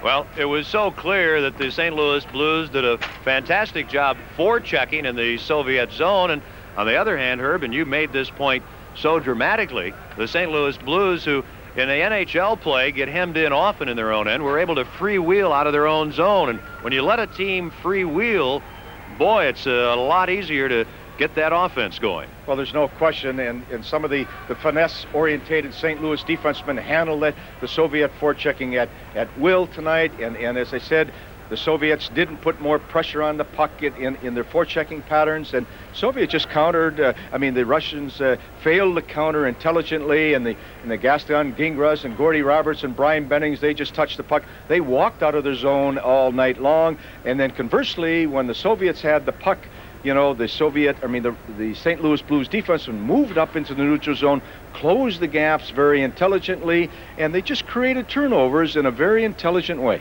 You made the point early, Herb, and I think it was a very good one. Brian Sutter tonight utilized a lot of players who don't see a lot of ice time. In fact, one of his prized rookie defensemen, Tom Tilley, who's been tired lately, didn't even dress. And what this does for St. Louis in terms of the rest of the NHL season, it boosts the confidence of a lot of fellas who really need their confidence boosted. Well, there's no question. He tried to spread the wealth amongst 4 lines tonight to make sure that everybody got involved in the game. But St. Louis has been struggling over the last 6-7 games. They wanted a good effort tonight here. They wanted some momentum coming out of this game, carrying over into the next NHL game. Well, the Blues get that momentum. They beat Dynamo Riga by a score of 5-0. The Soviet NHL Super Series. Dynamo Riga now 1 win, 4 losses, and 1 tie in their North American tour as they lose here in St. Louis to the Blues tonight by a score of 5-0. The Blues, as we mentioned, used a lot of players who don't frequently play a lot, and we saw some things, Herb Brooks, from some of Brian Sutter's players that we typically wouldn't see in an NHL game, or things maybe that he would like them to do more often. And the first man that comes to my mind is Brett Hull. Here's a fellow who typically winds up and lets her go. Tonight he was playing some finesse. Well, he was. There's a lot of give and goes in the ice, and this is the first goal that really propelled St. Louis and gave him some confidence. Brett Hull just a little nice little drop pass, and he walks in from the goal line, picks a rebound right out of the air and bags it in. And everything happened after that in St. Louis's favor. And Tony McKechnie now has got a semi-breakaway, and he gets a good shot off and comes up with this old rebound, throws it off the short pipe, and Greg Cox goes right between his legs. Cavallini jumps on a loose puck. Where the Russians are, I don't know. That makes it... They got to pick him up, and this is a problem. Cavallini buries them. That makes it 2-0 at 9:51 of the first period. Late in the first period, Herb Ragland scores. Well, Ragland just stepped off on top of the circle and got some good wood on a shot, and Herbe didn't come out and cut the angle down. Simple as that. And the knowledge of a goalkeeper around the net is so important, and Ragland just drilled it. He just picked that short side, and it was just right behind him before he could move. Here's the only goal of the second period, Tony Herkus. Well, Herkus, again, if you don't take his body, he's dynamite. And everybody doesn't use his stick the way he should, and maybe a poke check, and Herkus just a little wraparound and found that far corner wide open. Now Brian Benning, the only third period goal. Well, again, the Russians, too many soft spots. Nobody's following the puck. They're not covering the points the way they should. And Benning just teased one up, and he was set up by a nice pass, and also the St. Louis forward going to the net, causing this screen, and Benning just buried it. Well, we'll be back to wrap things up here at the arena in St. Louis, where tonight the Blues beat Dynamo Riga 5-0. Thank you. Well, that's the story here at the arena in St. Louis tonight. Once again, the final score, the St. Louis Blues 5 and Dynamo Riga from the Soviet Union 0. Fans, remember, tomorrow, women's college basketball excitement comes your way when the Tennessee Lady Volunteers square off against Vicki Orr and the Auburn Tigers. That's at 8 Eastern, 7 Central. Then on Saturday, Dynamo Riga plays their final game in North America, going up against the Minnesota North Stars. That's an afternoon game at 2:30 Eastern, 1:30 Central. Also on Saturday, Central Red Army faces off against offensive gunner Kevin Dineen and the Hartford Whalers at 8 Eastern, 7 Central. Be sure to catch all these great matchups right here on Sports Channel America. For Herb Brooks, this is Ken Wilson. Thanks for joining us tonight in St. Louis. So long until next time. You've been watching the NHL on Sports Channel America, the network of the National Hockey League.